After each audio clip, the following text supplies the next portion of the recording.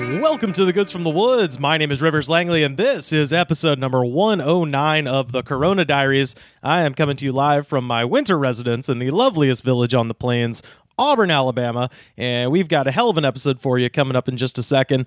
First up, I'm going to be speaking to my friend Sam Harder, who just touched down back in LA yesterday from Chicago. Sam and I are going to talk about the Mike Tyson, Roy Jones Jr.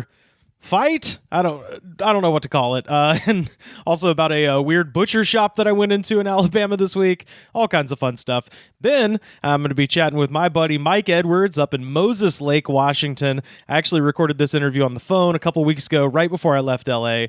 Mike has been a listener to our show forever. He's the guy who sent me Now That's What I Call Music, volume 69 for my birthday a couple months ago. Hilarious. Mike is a very funny dude. He's got some great stories about living in the middle of nowhere in Washington State, moving to Seattle, and then back to the middle of nowhere. So we're going to talk about some small town foolishness, as well as a little bit of pro wrestling with Mike in the middle segment. And then finally, we're going to land this damn plane talking to our friend Carter Glascock. He's got a brand new comedy album called The Crystal Pistol, and it is coming out on all streaming platforms Monday, December 7th. That is this Monday from our friends at Radland Records. So friend of the show, Kyle Clark, is putting that out on his label. Obviously, you can get it on Spotify for free, but listen, if you've got the scratch, buy The Crystal Pistol on iTunes. Let's get our sweet baby boy up to number 1 on iTunes. I think that would be fucking awesome. I'm going to end this episode actually with a track from Carter's new album. The whole thing. Very exciting. And by the way, if you haven't yet, we are still running our curmudgeon contest till Friday. That is this Friday, December the 4th. If you didn't hear last week's show, head over to my Twitter, at Rivers Langley. It is the pinned tweet. Right now, we are promoting our friend Grant Lyon's brand new board game, Curmudgeon, which is very fun. And we're doing that by making fun of Rudy Giuliani's runny-ass face. So find the tweet, respond to it with an insult. The funniest insult wins a copy of Curmudgeon. I'm going to send you some Goods from the Woods stickers and a Goods from the Woods t-shirt from ProWrestlingTees.com/TheGoodsPod, where we've actually got some new designs coming soon, so keep checking back there. Okay, that's all you need to know. Now kick back, relax, and enjoy the Corona Diaries, episode number 109, coming your way right now.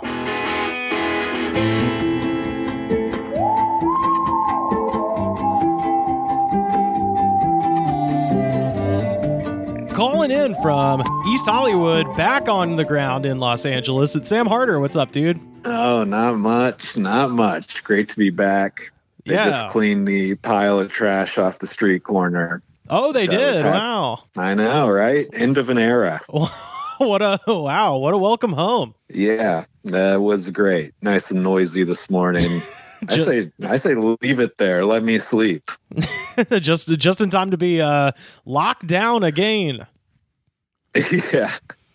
Yeah, man. Well, if you come back into Los Angeles right now, you have to fill out paperwork. Oh, wow. Is that by plane, I assume, right? I could probably sneak into my car. I mean, you could sneak in by plane also. By paperwork, they mean fill out a thing on a website that you could totally not do and nobody would ever question you. The best part is it's like, why did you leave or why are you coming to LA? And if you write business purposes, they're like, you're good. If you say tourism, they're like, you need to quarantine for 14 days. Shit. It's real tight security they're doing. So it's you also being in the airport while they're playing the news and they're just like, do not travel right now. Everybody will die. It's like, I'm glad they're playing this in the airport that should be shut down completely. Right. That should be shut down. And then the only security measure is essentially they make you officially pinky swear. Literally the only reason I came back is because I had to get my prescription medication refilled, and we live in a stupid society where I can't just get it transferred to a Chicago pharmacy easily. Oh my God, that's insane. Jesus. Well, how was I guess when I first talked to you last week, you had just gotten there. How was the trip? I was fine. It was just cold, so there wasn't much to do. Last I talked to you, you had taken in at least one Italian beef. What else did you have to eat there? Oh, I had the chicken lollipops. What? It's just, okay, they didn't have that shit when I was in Chicago. Yeah, it's just some like Chinese food restaurant makes chicken wings, and I think just cut off the bottom of the drumstick, and then when they fry it, the meat just kind of crawls up to the top. Oh, so okay. There's like a long bone to just a chunk of meat at the top with some like spicy sweet sauce. It was really crispy and delicious. God damn, that sounds great. Yeah. They have a thing called a chopped salad in Chicago, where it's just like a salad with macaroni noodles on it. Uh-huh. Okay. It's just like a regular salad you get anywhere. It's like chicken and bacon and like tomato and onion. And then they also just throw macaroni noodles on it for funsies or something. So you can undo any possible nutritious value of just taking in greens by adding a bunch of carbs and starch. Yeah. They can. That's just their food, is like, what can we do, but also add the grease that we want to survive the winter with, Oh my God. The plane trip back wasn't too sketchy? Nah, I mean, I wore 3 masks the whole time. I was trying to be as vigilant as I could, I guess. Right. Well, and then of course they try to like act like they're underselling the planes to be safe, but they're totally not. The plane was like fucking full of shit. So then I fucking was just trying to sit in an open seat, and then some other guy came in next to me, and he was really fat also. And then a third guy came to sit down there, and so I just went back to the back of the plane and told the flight attendant that I was too fat to sit next to another fat guy, and then she found me a new seat. And I didn't know that was a thing you could do, but apparently it is. So if you're fat, that's a life hack. At least in these COVID times, yeah, it could be like, yeah, he's too large. But I didn't even blame it all on him. It's like, it's also me. I didn't just throw him under the bus. Right. It's like, he's fat, I'm fat. This ain't gonna work for anybody. Yeah, that is a good life hack. My God, the last plane I was on was exactly a year ago, or just a little bit under a year ago, and I think I probably told this story on the podcast, but I probably told it before COVID was a thing. There was a guy, the guy sitting next to me, literally just had his hands on the handrest the whole time. It was just open mouth coughing. Like, oh Jesus. And I was sitting there, and I was just like, and this is, like I said, this is December 2019. Like, I had heard of Corona, but I wasn't even thinking like that. I was literally just like, please don't make me sick and make me miss a bunch of stand-up comedy that I want to do back down south. So I literally had to like turn to this guy and be like, bro, you have to cover your mouth. Like, it's the first time I think I've ever been even close to aggressive with anybody on a plane where I was just like, this ain't gonna work, dude. Like, you have to fucking not do that. I got shows booked, motherfucker. Hey, I have to drive to Atlanta for $25, all right? Fucking. If I get sick and fucking don't end up losing money, I'm gonna fucking kill you, buddy. Oh my God. Well, speaking of losing money, did you watch the Mike Tyson versus Roy Jones Jr. fight? Of course, man. I can't resist something like that. The winner of that fight, and correct me if I'm wrong, but the winner of that fight was obviously Snoop Dogg. Oh, I was going to say Snoop Dogg. Oh, he came across as the best commentator, of course. Dude, the best lie. I mean, maybe the funniest in a year of pretty funny stuff. I mean, I've had a lot of time to absorb a lot of funny things on my phone. Snoop Dogg saying this looks like my 2 uncles fighting at a barbecue. Fucking was. That one was so perfect. I was like, did somebody write that for him to say, or is that just riffed? Because if so, get that man a contract for writing on a TV show or something. Yeah, I guess he used to have his own TV show. Oh, Doggy Fizzle, man, I loved that show. Yeah, it was pretty funny. But yeah, Snoop Dogg was great. I also liked the Israel Adesanya, who's the UFC middleweight champion. And he had never commentated on anything before. And he showed up wearing a tuxedo. And then he would also, when people would get like hit really hard in fights, he would go, fuck. Like he didn't know he was not supposed to curse as a commentator. And he just kept saying fuck and shit the whole night when he was talking. He just like, it's like me and used to just like fucking as like a filler word when trying to think of something else, you know? Right. That was fun to see. Yeah, I liked that. That kind of catch as catch can attitude as far as the proceedings of the event, because everything about it was kind of so ridiculous. It would be weird to take it seriously, I think. Yeah, they had the whole thing set up weird. They had the weird lighting that looked like old style, like 20s boxing or something. Yeah. It was just like the weird, like just panel of lights that covers the whole ring from the top, but not very far up. The musical performances, it was a great time. I honestly have only seen like the major clips and stuff from it. I watched most of the end of the fight, which, by the way, for people who didn't watch it, ended in a fucking draw, and everybody was mad. But... Yeah, it made sense. Everything about it made sense. Yeah. In the end. Yeah. I should have known that it was fixed, because earlier they were showing like the betting odds for everything, and the money for the draw was ridiculous. Like the line, like they expected nobody to think that was going to be a thing. And I'm sure they made a lot of money. The whole thing was sponsored by DraftKings, so there was definitely a lot of illegal gambling going on that night. Yeah. Well, I'm sure they're very, very secure. Well, and what's his name? Jake Paul fought a basketball player. Oh yeah, Nate Robinson. 3-time slam dunk champion. Why? I don't know the background on this. I apparently Jake Paul is 3-0 though. He's been fighting a lot and then also participating in looting. So he's having an interesting year. Yeah, he's just an internet troll that's figured it out. Yeah, he knows what he's doing, and he's doing it well.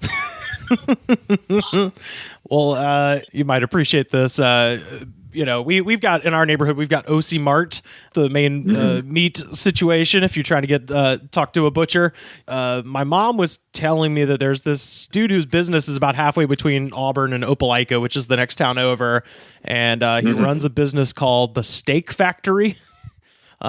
Okay. and my mom was telling me, she's like, oh yeah, this guy has like really good steaks. So she sent me out there to pick up some ribeyes for dinner a couple nights ago. And I go in there with my mask, and a guy with no fucking mask comes out from the back, and he's, got his butcher outfit on and shit like that. And so I'm like, basically got my like back to the door. Like I'm standing very far away from him, like just to indicate like, hey man, put on the fucking mask, which he never did. I was so far away from him the entire time until it was like time to pay. And then I like stretched my arm out as far as I could and shit like that. But what I thought was strange, and I'll put this up on our Twitter so people can see it at the Goods Pod. He had on the wall the sign that said, Steak Man Special Blend Seasoning, ribs and steak, only 89 cents. Which, whatever, that's the thing you might expect to see in a butcher shop. But taped to the sign advertising his special blend seasoning was a series of 3 photographs of the time a woman lost consciousness and crashed her minivan into his butcher shop. They made the news. I mean, it's so weird. And I asked the guy, I was like, when, I was thinking maybe this just happened recently or something. And he was like, oh, hell no. He was like, oh no, that was 2016. I'm like, why is this on the wall? It's just a Honda Odyssey minivan just in the store. And like the shit is just like fucked up. And apparently the woman in those small towns, that is something you talk about for 4 years at least, probably the next 10, if we're being honest. Yeah, I guess so. But yeah, it was just funny. Apparently the woman was driving and she just like lost consciousness for a second. She's fine, but she did crash directly into the store. And I just thought that was fun that he needed to share that underneath the advertisement for his steak seasoning. Yeah, that rules. I'm into that. I've seen the same thing happen once, but with a 7-Eleven and unconscious man, but also he hit the red box machine in front of the 7-Eleven. Ooh, free DVDs. a double disaster. Did anybody get free movies? I think that machine was pretty well pinned to the wall on the inside of 7-Eleven after all that. Damn. I was hoping, you could get a bonus and get Basic Instinct 2 on DVD.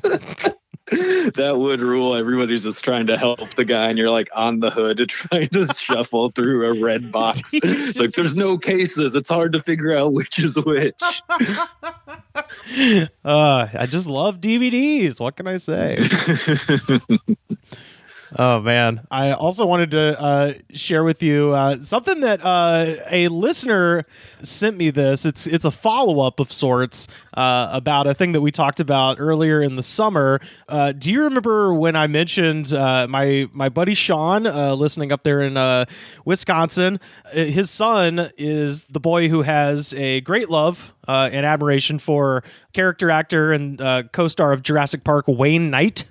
Oh, yes, I recall this. Yeah, so we have a bit of a follow-up from a listener. We're going to call Captain. He has to be go by his name that he is on our Patreon, Captain Fat Strong. Okay, all right. So Captain Fat Strong writes and he says, and this is, I'm going to tell you one of the strangest things I've ever heard. Hey, been going through the backlog. Great show. I got to the Wayne Knight admiration, and I have a funny anecdote. The missus used to be a supersized, big, beautiful woman pinup model. I assume that's what SSBBW means, supersized, right? Used to be an SSBBW pinup model, and shortly after her debut, some weirdo messaged her about reenacting the scene from Space Jam where Wayne Knight is inflated. So he thinks he's like a fatter Wayne. Wait, I know. That's what I got this message at like 11 o'clock last night, and I was kind of like not asleep, but I was getting ready to like kind of turn in, and then I was just like, my head was scrambled for the next 3 hours being, what?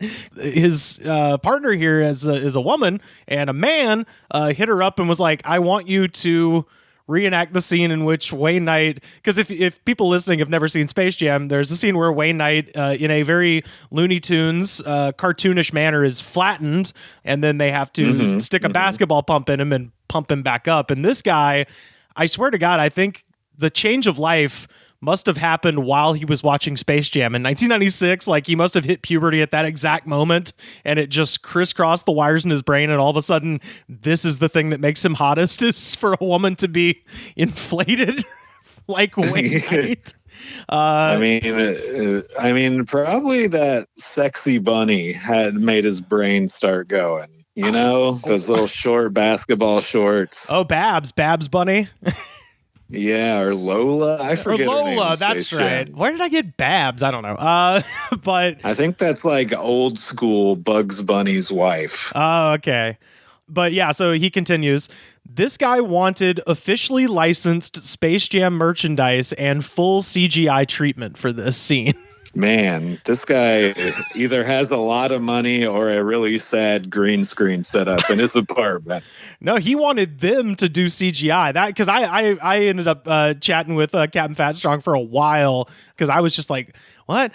So he continues. She mentioned it on a group with her colleagues, and apparently this guy asks every SSBBW model to do this. So this is his thing, and all the girls in the modeling community are like, oh yeah, that guy likes when Wayne Knight gets inflated in Space Jam. Wow. Maybe this is just another successful internet troll. And he does this just to keep the supersized BBW models talking about him. Maybe so. Let's see. I know it's only Newman adjacent, but it's the kind of crazy shit you guys would appreciate. Thank you. You guys rule. And I was like, hold on. Like, he sent that like we were done talking. I was like, no. What? I have a bajillion fucking questions. Because I was a little confused where it was like the full CGI treatment. I said, that's incredible. So he wanted like Photoshop pictures, and he said, no, he wanted a video. Yeah, that's what I'm saying. Did he have like weird porno studio that he has access to, or no, he says he's got big plans. He says he expected the models to do all the work and was only willing to pay them like $5 to $20. And he expected them to buy a legit licensed Space Jam jersey. I was like, dude, that would set you back at least like $50. I don't know shit about vintage jerseys, but it's probably not a real cheap common item. And then also, how much are you paying to CGI this? Like that part is weird, unless your SSBBW model is married to like fucking John Lasseter or somebody at Pixar. Like, this is not going to be a cheap thing to do. And maybe that's why he only has $5 to pay them. The rest is going towards the CGI budget. And wait, did you say this was her first day, or just right when she started doing it? This is like right when she started. I don't know if it was her first day, but he said like when she was a rookie model. Like, so I assume this was like within the first month or whatever of doing this job. And so I was asking, like, you know, because Captain Fatstrong kind of reminded me of the scene. And he was like, you know, where Newman gets flattened in Space Jam and inflated with a basketball pump. And I said, oh, I remember the scene. So he literally just wanted them to reenact the scene shot for shot while in the nude. And he clarified, like, he did not want her naked. Like, he just wanted her in the basketball outfit inflating herself. And I was like, there's got to be an easier way than involving people in the strangest fetish I've ever heard to just do this. I don't know. Learn to draw. Take a drawing class and then just draw your dream woman inflating. Like, I don't. Yeah, he should go to graphic design school, and then he could get a good job after he orgasms or whatever. He's a joke amongst the ladies in the modeling community because he's approached every single one of them to do this. And Jesus. And then he said, if you want some names of the models, I can give them to you. So now I want those. I was just thinking, I was like, man, this is almost a podcast in and of itself of just like, who's this dude? What happened? Why does he want this? Because I don't think I'm with you on this idea. We need to find an excuse to talk to models. Absolutely.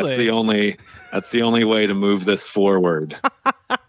Because it's not even like this is necessarily embarrassing or anything. It's just truly bizarre. You know? Yeah, definitely. Yeah, I figured I'd share that with you. I got that last night, and I've been pretty much thinking about it ever since. It's one of those things you can't really unhear. It just gets down in your brain, and you're like, you have so many more questions than anyone besides this one guy is in a position to provide the answers to. Yeah, that sucks too, because it's one of those thoughts that's just going to pop up randomly when you're trying not to think about anything. You just think about Wayne Knight being inflated and a guy getting really into it. You're just going to be brushing your teeth and being like, God damn it. Why do I do a podcast? Now I have to know about that. I don't know. I feel like I'm a good receptacle for this. So if people are listening and you got some weird shit like this, please hit me up. I am bored. I'm not doing shit all. I can handle it. I can take it. Yeah. I have a girlfriend who's got a lot of DMs from weirdos. So they are interesting to hear about sometimes when they're not just extremely scary. Right. Yeah. That's the thing. I have the distance of not being, you know, a model and not having creepy. Yeah. Well, the last thing I wanted to share with you is I joined a Facebook group about a year ago that's called Tea Drinkers. All right. A friend of ours who listens to the show basically hit me up and was like, hey, there's a guy who's kind of being an asshole in my tea drinking group. What should I say to him? You know, he was looking for like roast jokes, like for me to like flame the guy. And it sucks because the most obvious roast is you're in a tea group on Facebook. Well, that was what I was thinking. I was like, okay, well, in order to really get into this, you're going to have to add me to this tea drinking group, which, you know, you've been around me. I do drink some tea. I don't have many opinions on it, but I like it. It's hot. It tastes yummy. So I got added to this tea group, and, you know, the guy who was being an asshole eventually just got booted from it. And it's a pretty like normal group, as you might imagine, most of the time. Yeah. But I was like thinking, I was like, man, it's a tea drinking Facebook group. There's got to be some whiff of elitism here at some point. Like somebody's got to say some shit where you're just like, what are you talking about? And I had to wait. Yeah, or I want Wayne Knight to funnel Jasmine Green into my whatever. The tea kettle in Beauty and the Beast. That makes me harder than a fucking diamond, buddy. So patiently, I've been waiting for about a year to find something that was worth sharing from this tea drinking group, and finally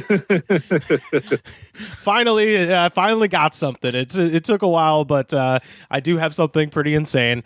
I don't know actually what's more insane, the original status that was left there or the comments, but you can tell me what you think. So this person writes, when you visit the most famous tea room in town or order a high tea, and then in parentheses, although hotels, restaurants, and tea room usually serve afternoon tea as high tea, what makes you a happy or frustrated customer? So that's the question. And I just like that it's when you visit the most famous tea room in town, it's like, I live in Los Angeles and I can't name a single tea room. Yeah, I was going to say, does that guy live in a different country or a different reality or what? Potentially. It's a lady. Both of the commenters are ladies here. Not that matters. This is a weird question no matter who asks it. But yeah, so I like the kind of pretentiousness of being like the most famous tea room in town, not the second best tea room, the shitty one no one goes to anymore. No, the doilies are soiled at that one. Oh man, that's actually a great name for a fucking tea room, Sam. The Soiled Doily. That or a bar where they sell Coke behind the bar. The Soiled Doyle, and it's just a guy named Doyle. Yeah, I pissed myself, so what? Do you want some Coke or do you want to fuck around? So that's the question. What makes you a happy or frustrated customer in the most famous tea room in town? And this response comes, I'll give this person's initials, TB. TB responds, the only thing that really bothers me at afternoon tea is when they bring out packets of sugar instead of sugar cubes.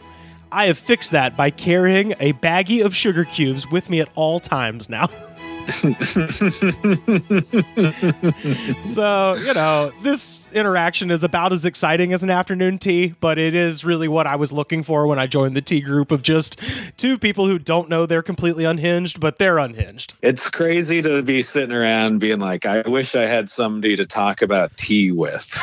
Hey, I enjoy it. I enjoy the interaction. I tried to throw a bomb in there back in the summer because I noticed that the tea I normally drink, because again, I'm basic as fuck in here. Like everybody in this group is talking about loose leaf and, real fancy shit from Asia. And I'm just like, I don't know. I drink the lemon one and the mint one from the grocery store. That's kind of my move. And the mint tea that I drink, it's Bigelow. It's a very popular brand. They sell it at every grocery store in America. Used to be called Plantation Mint. Yeah, it used to be until like 6 months ago, right? Exactly. Well, that was the bomb I tried to throw in the tea group, was because it was Plantation Mint. I bought a bunch of it. I still had a couple boxes that said Plantation Mint. And then I had just recently went to the grocery store and discovered that they have renamed it Perfectly Mint, so to not invoke the horrors of slavery when you're just trying to drink a hot beverage, because that is an unnecessary, unforced error. So it's now perfect. I mean, it's high noon. It's high noon. You don't need to be thinking about all that. Exactly.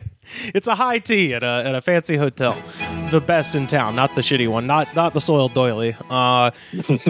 And so I put a thing, because in a lot of Facebook groups, Facebook tends to skew towards older, more conservative people. I was like, maybe I can stir a little shit here by taking a picture of me. I took a picture of me holding the Perfectly Mint box and a picture of me holding the Plantation Mint box, and put them side by side in that Instagram thing that lets you combine two pictures. And then I posted it and I said, all I said was, wow, what a difference a year makes. Did it work? And I gotta say, kudos to the tea drinkers. Only one person took the bait, and people treated them the way you should treat people like this. This person, said like, well, the fucking liberals are PCing up everything, or some like bullshit like that. And kudos to everybody in the tea drinkers. I'm not here to make fun of you guys. I'm here to make fun of the two people that are talking about carrying sugar cubes on their person and going to high tea. Everybody else, kudos, because they fucking ignored him. The guy said, fucking liberals with their goddamn changing my plantation. No likes, no angry reacts, no comments. They just left him out in the cold of space, and that was all that was said on the issue. So, well, they're showing us all. Them. They got more important things to worry about. Hell yeah, they got to sip tea and talk about matcha. Are they doing Rubios? Or are they doing chamomile? All the great choices. Yeah, are they actually? I will say this: they do refer to like I put cream and sugar in my tea, and they refer to that as adulterated. So, I agree. It's perverted for sure. Oh no, it's how the Brits do it, man. But yeah, they do call it adulterated. So I do feel a little bit like the other there, but it's okay. So shout out to Tea Drinkers Facebook. Y'all are doing pretty good. You're on the right track. You're on the right track to doing what is right. Well, shit, man. You got anything else, man? We can get a shout out from the least liked guest in the history of the podcast. He's trying to eat.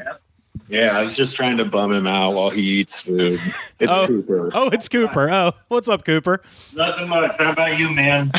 Doing good, brother. Doing good. I got nothing going on over here. Well, it was great talking to you, man. Sam, where can people find you on the internet? They can find me at Slam Harder on Twitter. But I don't have my acrylic paint anymore, so I'm trying not to go on there because it's brain poison. I'll bring you some damn acrylic paints. We'll make this happen again because I was loving the paintings over there. Oh, cool. Hell yeah. Well, Sam, thanks for talking to me, man. We'll chat again next week. Yeah, good as always. Boxing's been good to me.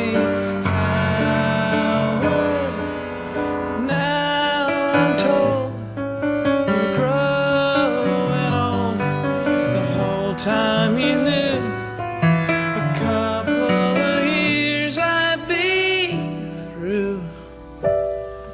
Has boxing been good to you? Calling in from Moses Lake in the Evergreen state of Washington, it's our friend Mike Edwards. What's going on, man? Oh, not much, just living the dream over here in a very, very red piece of Washington. Yeah, I was going to ask, where the hell is Moses Lake? And for reference, the only town I know in Washington that's not Seattle or Tacoma is Yakima. So how close is it to Yakima? It's 100-mile drive. You got to go west 70 miles to Ellensburg and then south 30-something more miles down to Yakima. But if for general reference, it's 180 miles east of Seattle. Okay, all right. So I am out in the middle of nowhere. And you just moved back there, correct, from Seattle recently? That's correct. Last year I moved over to Seattle for work, and then with COVID coming up, I was absolutely losing my mind in my apartment living alone. Yeah. So when my lease came up, I decided to move back to Moses Lake, where the rent was about half of what it was in Seattle. Uh-huh. And there's an equal amount of stuff to do here, which is to say nothing. So, with everything closed in the cities and there's nothing to do here, even when everything's open. So, I decided to save up some money. Real quick, because people can't see this, they can only hear this. Can I ask what you're drinking? Oh, I'm sorry. Yes. I am drinking a natural light seltzer Aloha Beaches. Wait, is that supposed to be like a takeoff on like Aloha Bitches? Is that what that's supposed to be? Yes, it is. Here's the thing. Natural Light only got funny about 2-3 years ago, as far as like self-aware Because I think for years their whole trajectory as a company was just like, no, we are the light version of natural beer, and natural beer doesn't exist anymore. What's wrong with that? What's funny about that? Why are you laughing at us? And then about 2 years ago, they came out with a product that I believe is their beer and lemonade, and they called it Natter Days. And I'll be damned. I was at a music festival, the old 280 Boogie in Waverly, Alabama, and the guys who were putting on that festival, they had a giant cooler filled with drinks, and they bought a shitload of those Natter Days because they basically thought it was funny, I think, which is why most people buy those. That's fair, yeah. And then, I mean, it was hot as hell out there. It was April in Alabama, so it was like, 85 degrees outside. So I was like, I'll drink one of these because it's funny. And then I drank one. I was like, man, it's pretty good. And ended up drinking about 3-4 of those things during the course of the day. So what is Aloha Beaches like? How is that? Is it pineapple, I guess? It's a peach. What? Yes. What? They're not allowed to call peach things Aloha. You fucking weirdos. Well, it's when mango and peach go beach mode is the slogan on the can. So I'm guessing that was how they also got around with the pun of beaches, because it's also peaches. It works on multiple levels, I guess. It works on no levels. It's not, they don't got mangoes or peaches in Hawaii, I don't think. I'm pretty sure. Okay. Anyway. No, I'm pretty sure you're right there. That's hilarious. How does it taste? Actually, pretty good. Yeah. I did not purchase this. It was left for me, and I just figure I got to drink it at some point. I just saw yesterday. I still have not as much of a fan of regular seltzer as I am. I still have not fucked with any of the hard seltzers yet myself. Really? No, I have not had one. Yesterday, I put this on my Instagram. The guy in front of me in line at Walmart was buying like an incredible amount of White Claw and then also a bunch of keyboard duster. And I was like, we all process elections differently, Yeah, I did see that. I saw that picture and was like, yeah, there's only one thing that guy could be doing. I was like, I didn't know. Partying hard is what he's doing. I didn't know the hard seltzer circle, intersected with the inhalants circle to form any kind of Venn diagram, but I found the guy. This is the same Walmart, by the way, and I've talked about this before, where I saw a woman with a child. And the kid was kind of running around the clothing aisle, and this woman on her left leg, just above her knee, she had a tattoo of herself pregnant with presumably the child that was running around. Oh, well, I mean, she's just a hero. Like, that is. So I just want people listening who assume that California is a bunch of fucking hippies drinking lattes and talking about Karl Marx. It's like, no, we got hilariously trashy people here. I love it. Well, yeah, I mean, and you guys say that, and everyone always reminds everyone outside of California that there is, a trash and a conservative section of California, and Washington has the same problem. Yeah. Where, Washington, left coast, right. Seattle always votes liberal, Washington's a hard blue state. Oh, buddy. Yeah. I don't live in that Washington. I'm used to it because, like I said, this is where I grew up. But right. I just want to give a quick synopsis, because I don't think that some people might not believe how red it is over here. Uh-huh. It always makes me laugh when you talk about Auburn being a small town, or Adam Todd Brown talks about Peoria, Illinois being a small town. I'm like, those aren't small towns. You guys don't know what small towns are.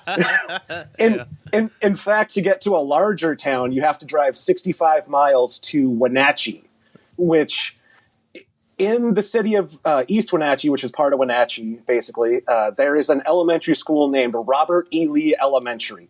Oh, yeah. And that's not a joke. They did change the name in 2018.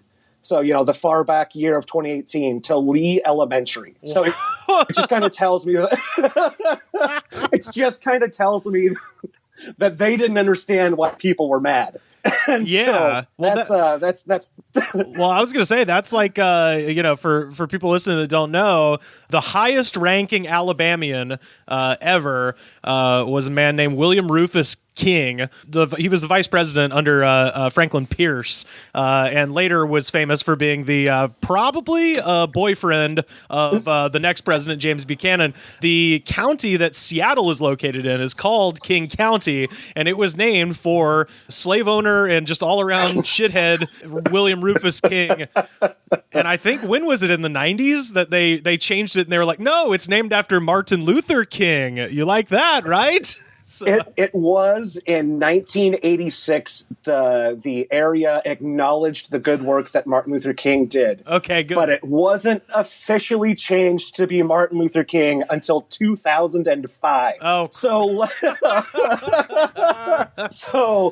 it might just be a Washington thing to be, to leave our stuff named after shitty people for too long. I was gonna say, even in Alabama doesn't even have a King County named after that motherfucker, and he's our guy. He's our he's our highest ranking guy. He's the closest to the presidency we'll ever get, probably. So yeah, that's just kind of the unless Hardcore Holly runs for president. Woo! God damn it! No, I don't know. I was trying to think of any. I was trying to think of any Alabamians that are like kind of worth a shit that aren't just people I know, and I'm like, I guess we'll go Hardcore Holly. Although only if he claims to be a super heavyweight politician and brings a scale to every speech. He did, and then he did wrestle bears at the beginning of his career. Oh, that's yeah, down in Mobile during on the Continental days. Yeah. So he's qualified, I guess, to be the president. Yeah, take it on. But yeah, that's one of the things I know about Washington is a King County there. Yeah. And if you didn't bring it up, trust me, I was gonna. But yeah, so over here, COVID's been a joke for a long time, as basically 8 months. As long as it's existed, everyone's it doesn't exist. Why are we wearing masks? Yada yada yada. Open up all the bars so that we can all breathe in each other's mouths. Right.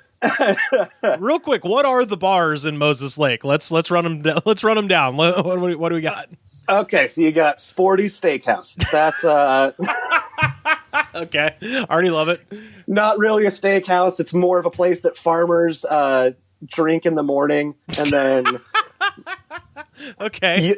then middle-aged office workers drink in the evening, and then wait, gang you said members. It's not actually a steakhouse. They do serve steak, but there's better steaks to be had in Moses Lake. Oh, so that should tell you how it is on the rugs. That's like here. There's a bar in right on the border of Hollywood and West Hollywood called the Formosa, which was famously John Wayne's favorite bar. Is where John Wayne used to hang out, and supposedly it's a Chinese restaurant, but I have never seen anyone eating there. I think the Chinese food has to be unspeakable.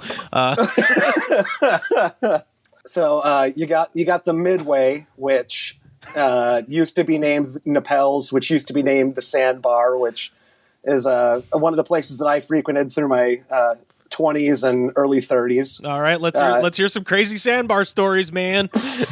Oh boy! What was the funniest thing that you weren't involved with? How about that? That I wasn't involved with. That you just saw there.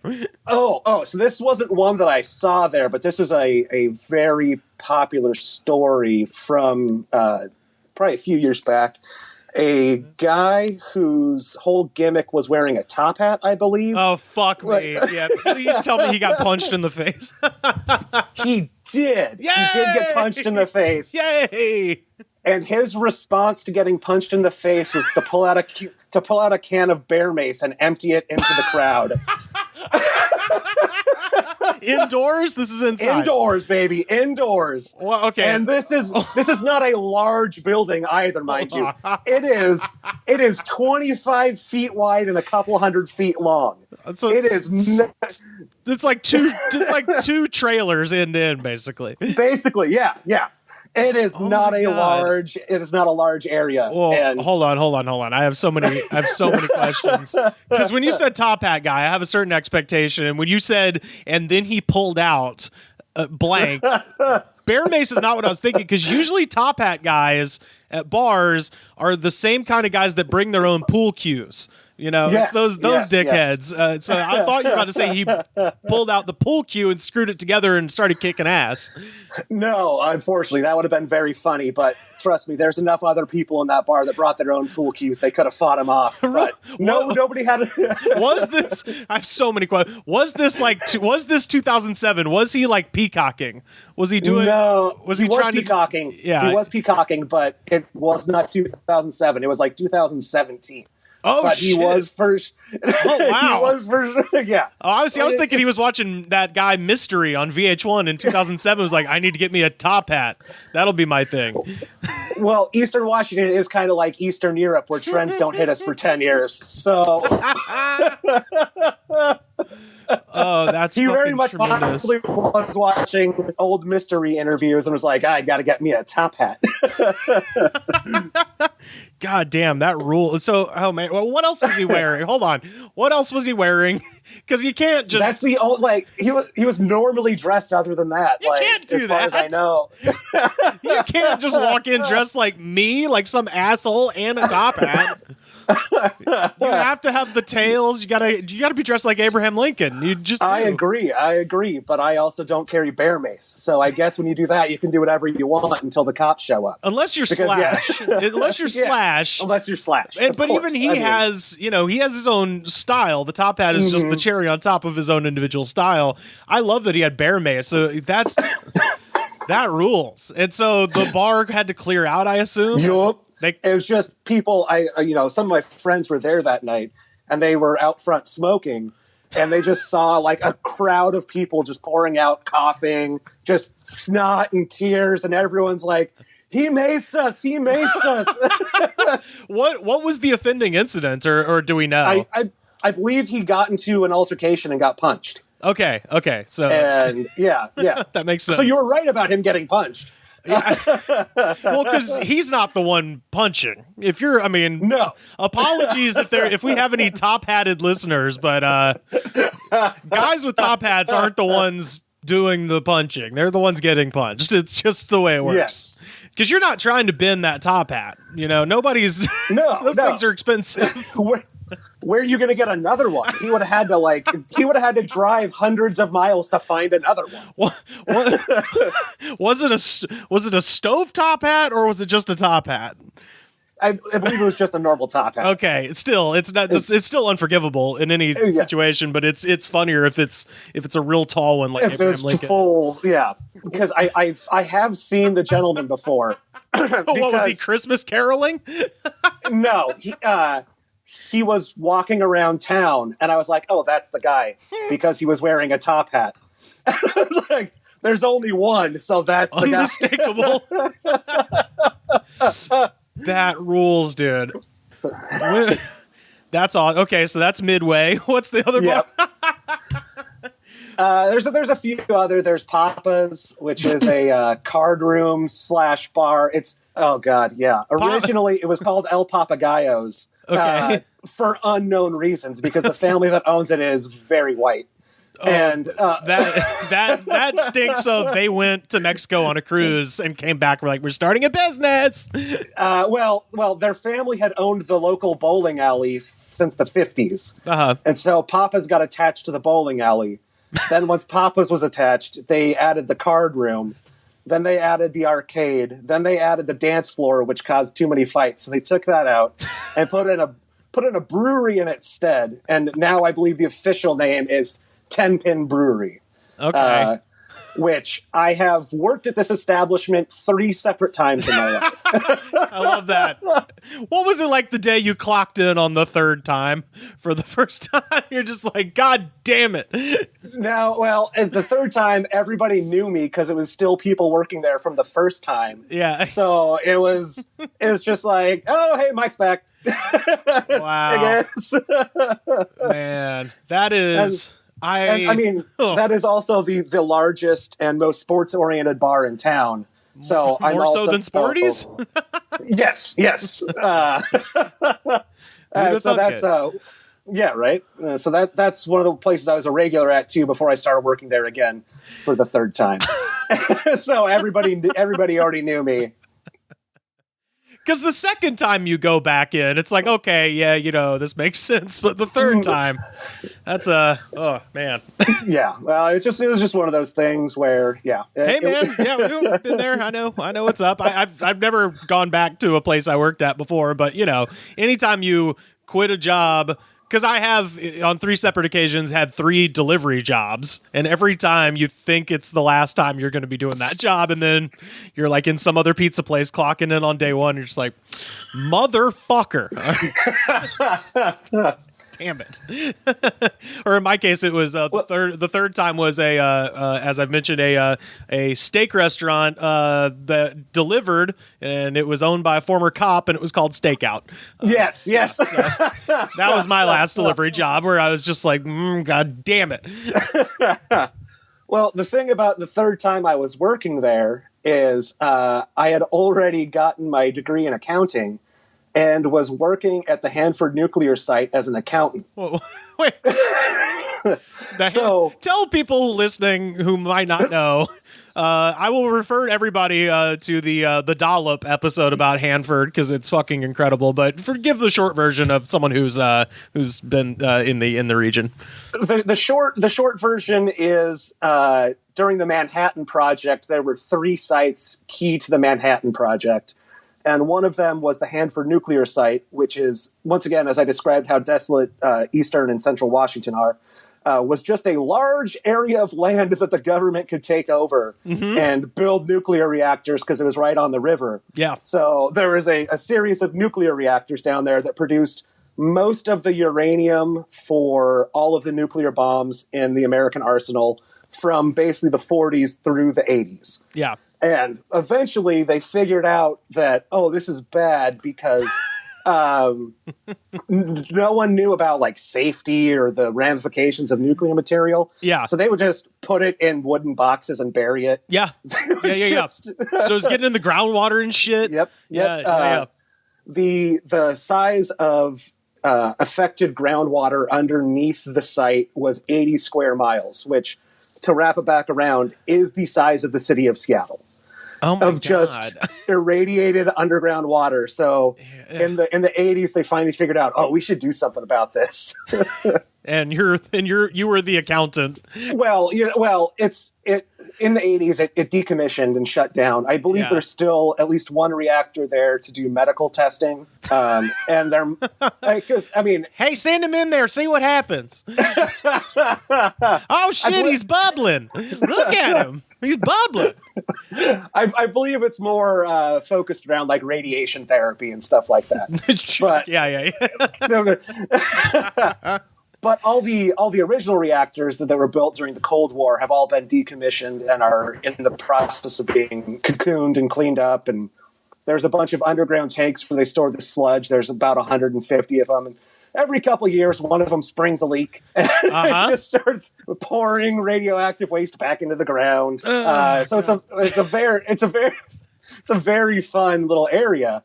But yes. That's where I was, and that is also in Benton County, which, if listeners will remember, is where the gentleman burned down his trailer fighting raccoons. Yes, that is the Hanford nuclear site is in Benton County.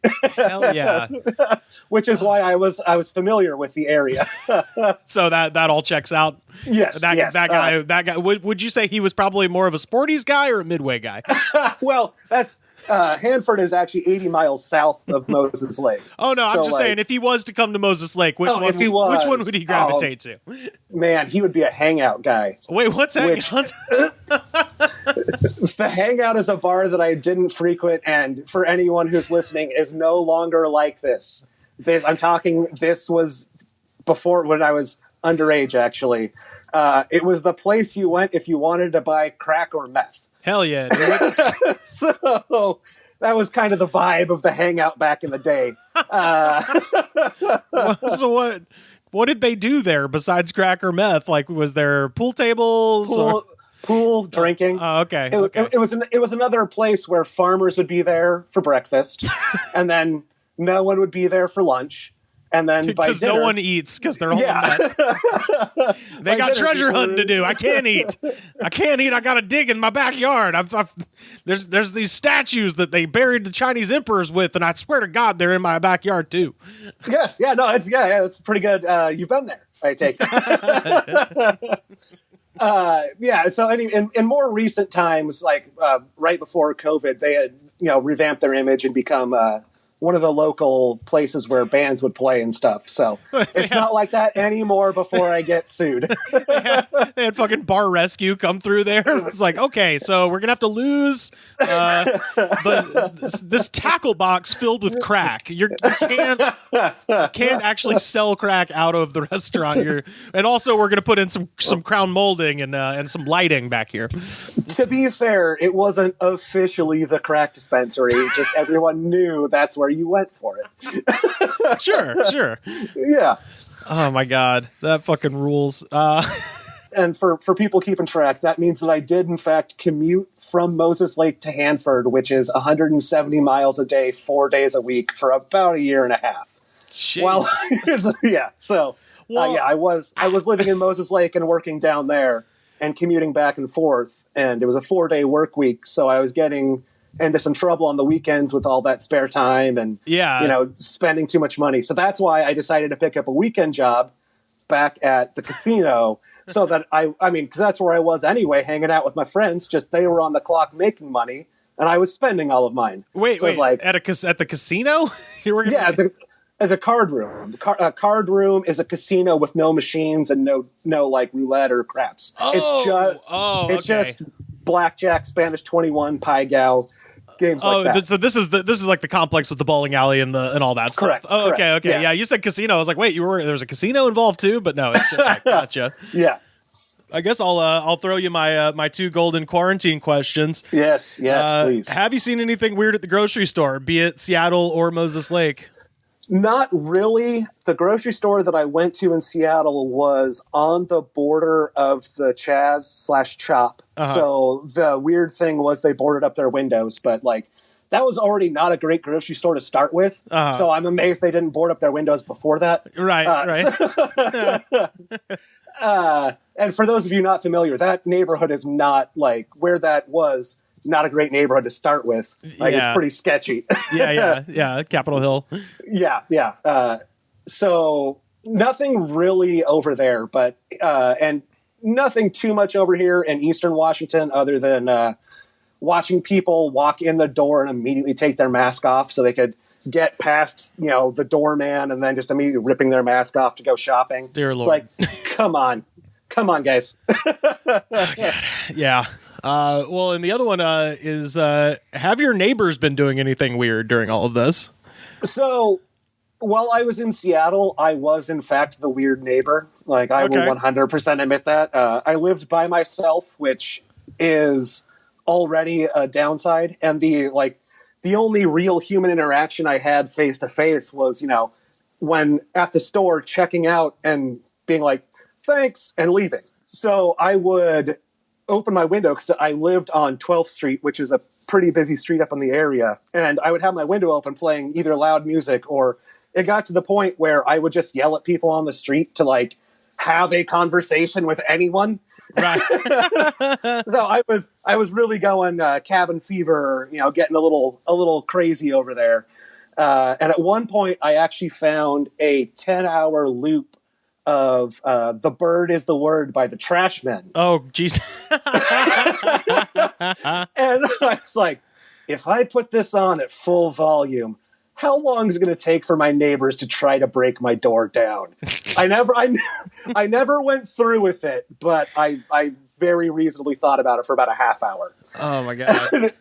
But coming this way has, because I had, over here, I live in a bigger place and I actually have private outdoor areas like a yard to go into. Uh-huh. So it's a little less crazy, but with it being a very, and I wouldn't say specifically anti-mask, just pretty heavily anti-mask. Uh-huh.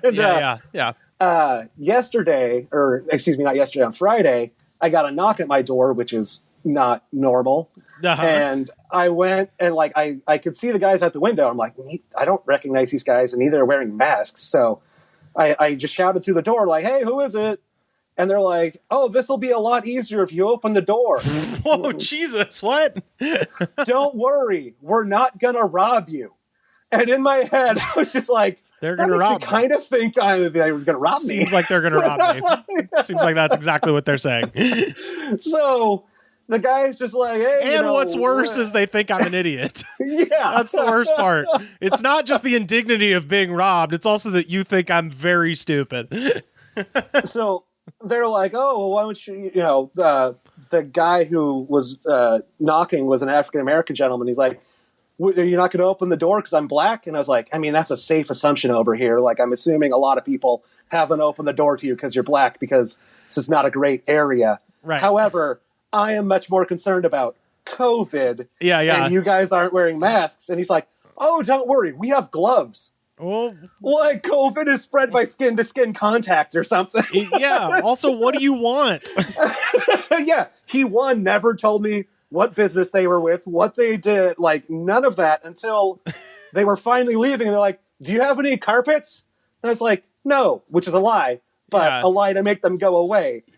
They were carpet salesmen? They were like carpet cleaning, They never actually told me. I just know it had something to do with carpet. Have you seen a UFO recently? Were these the Men in Black?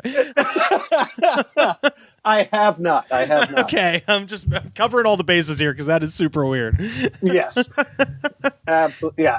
And I want to get back to my place in Seattle because I chose that specific area because it was walking distance from Club Comedy Seattle, which is a comedy club in the back of a Thai restaurant. Nice. And it was also walking distance from a place called Washington Hall, which is where Defy Wrestling did their shows. Oh, hell so it was amazing. I got to see a lot of great shit with, Jeff Cobb, Brody King.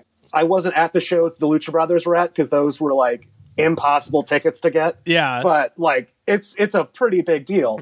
The unfortunate part was I never really like focused on how to get to work. So it was I had to take 2 separate buses to get to work. That was 2.5 miles from my apartment. And I was like, it'll be fine. It ended up taking about 70 minutes one way every day. Whoa, for 2.5 miles? Yeah. Damn. And I would have walked it except for the fact that, as you probably noticed when you were in Seattle, it's not exactly a flat area. No. Yeah, so I worked at sea level, and my apartment was several hundred feet above that. So it was like, I am not walking my fat ass up these goddamn hills every day.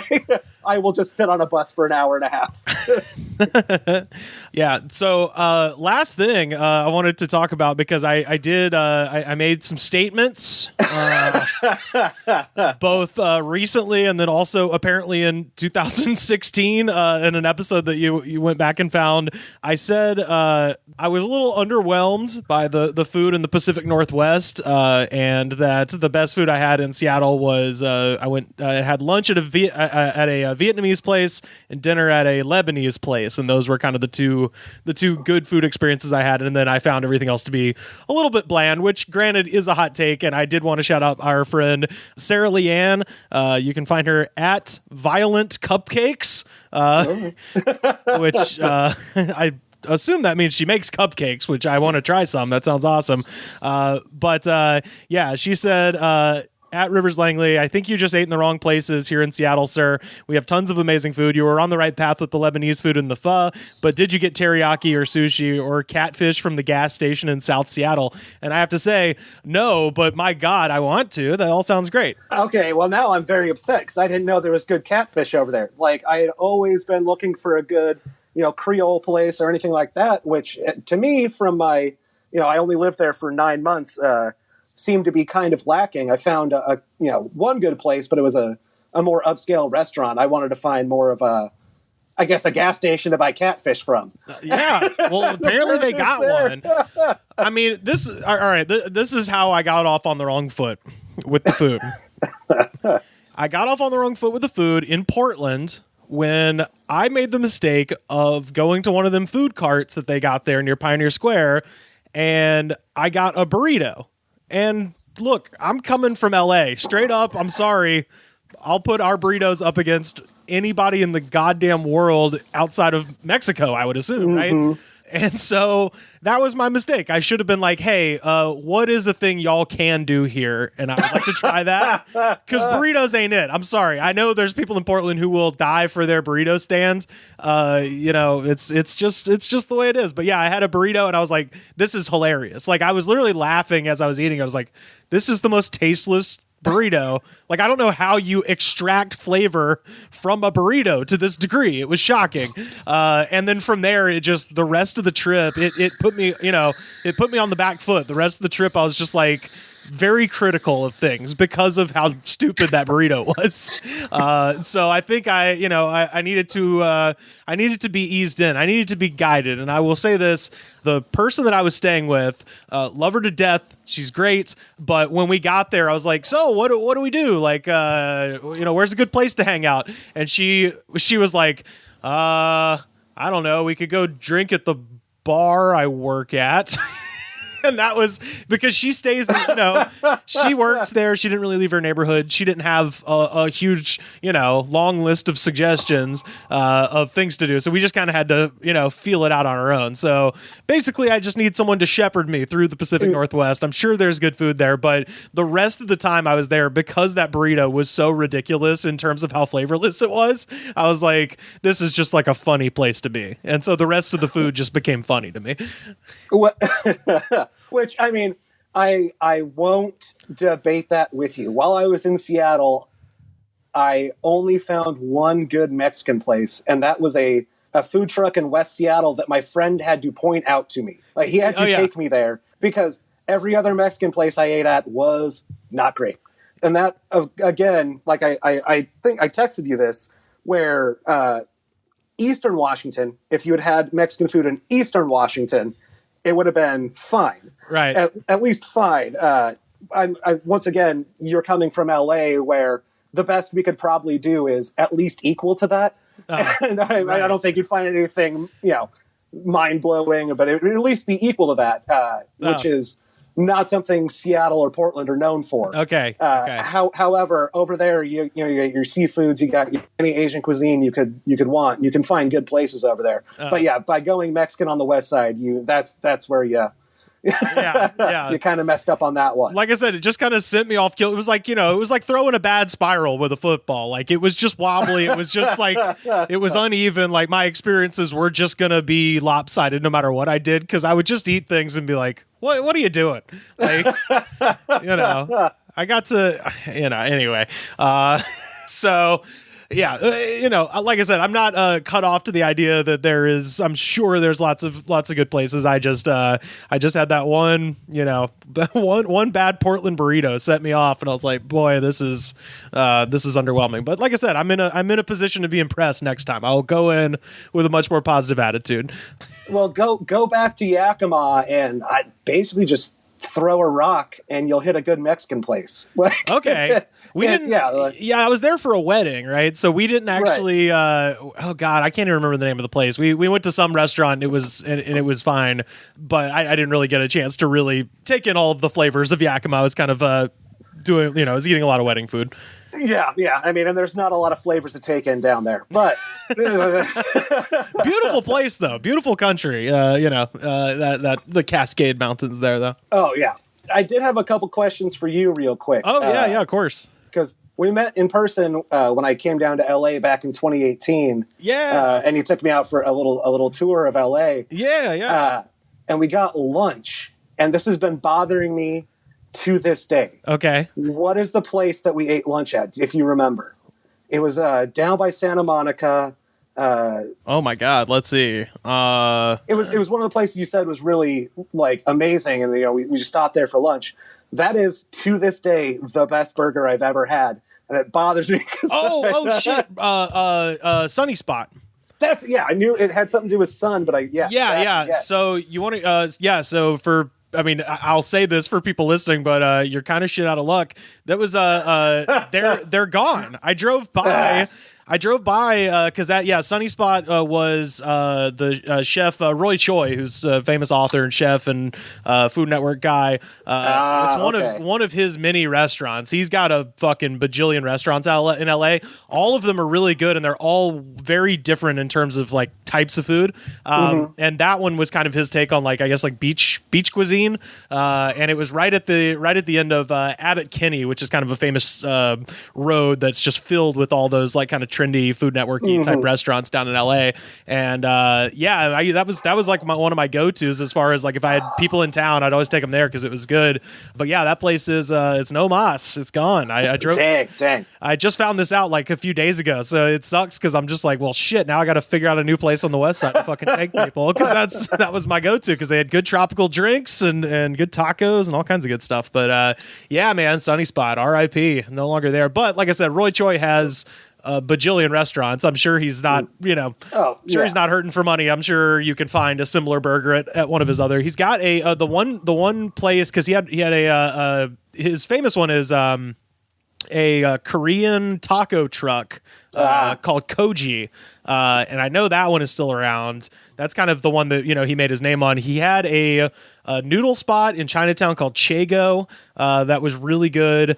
And he also had the one he had a like a fast food kind of place that he was supposed to be like his version of kind of McDonald's, but the idea was it was actually, healthy foods in it. Or at least like good, organic beef and that kind of shit, but still like reasonably priced. It was called Local, and that did not last.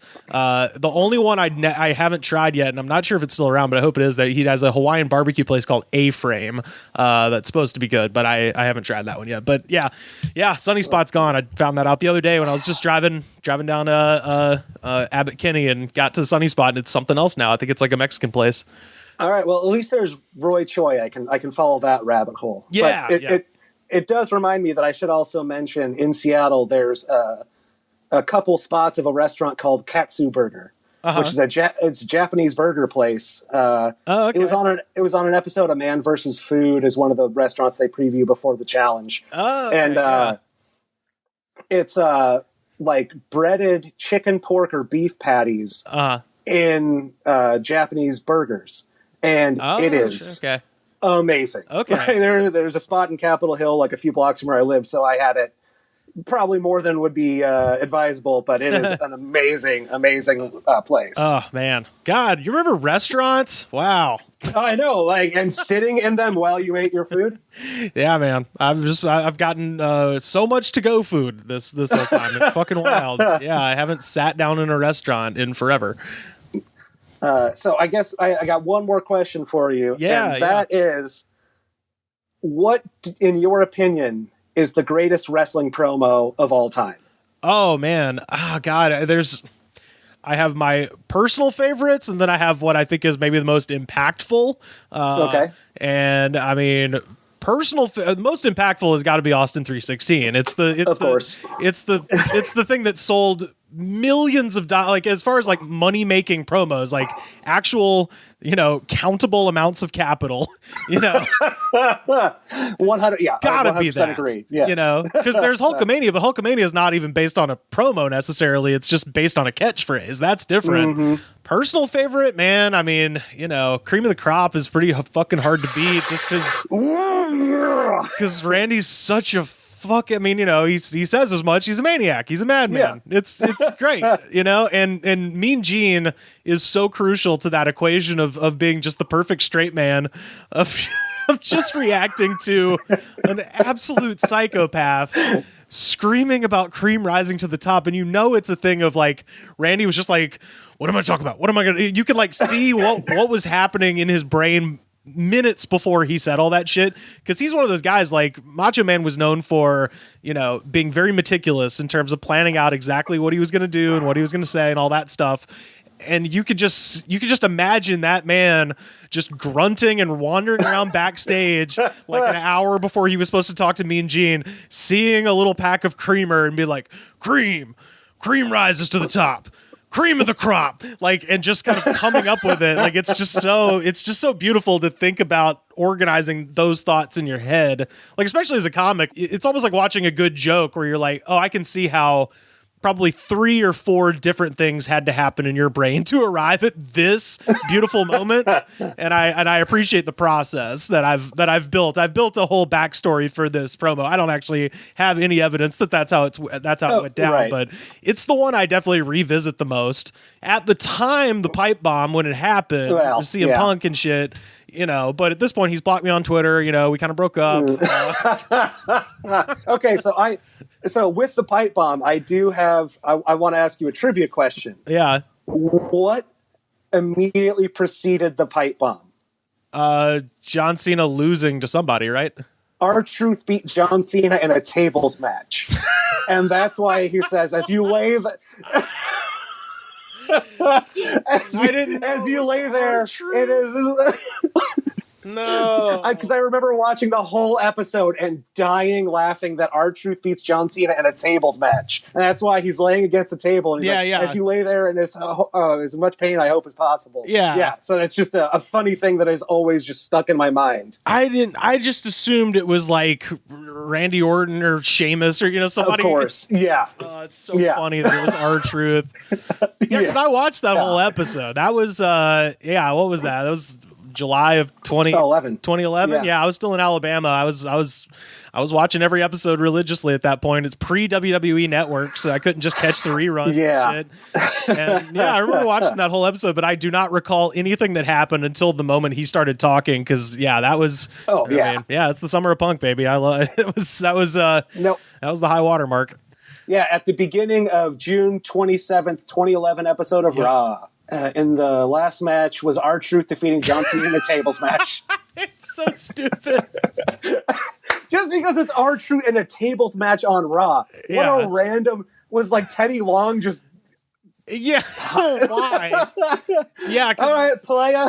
It is one of those things. Yeah, like it's like people don't. They talk about WrestleMania being this great thing, and they forget that there's like a whole little person's match. In the middle of it, and you're just like, oh yeah, that's we tend to forget the dumb things just to keep the good things on a pedestal and shit.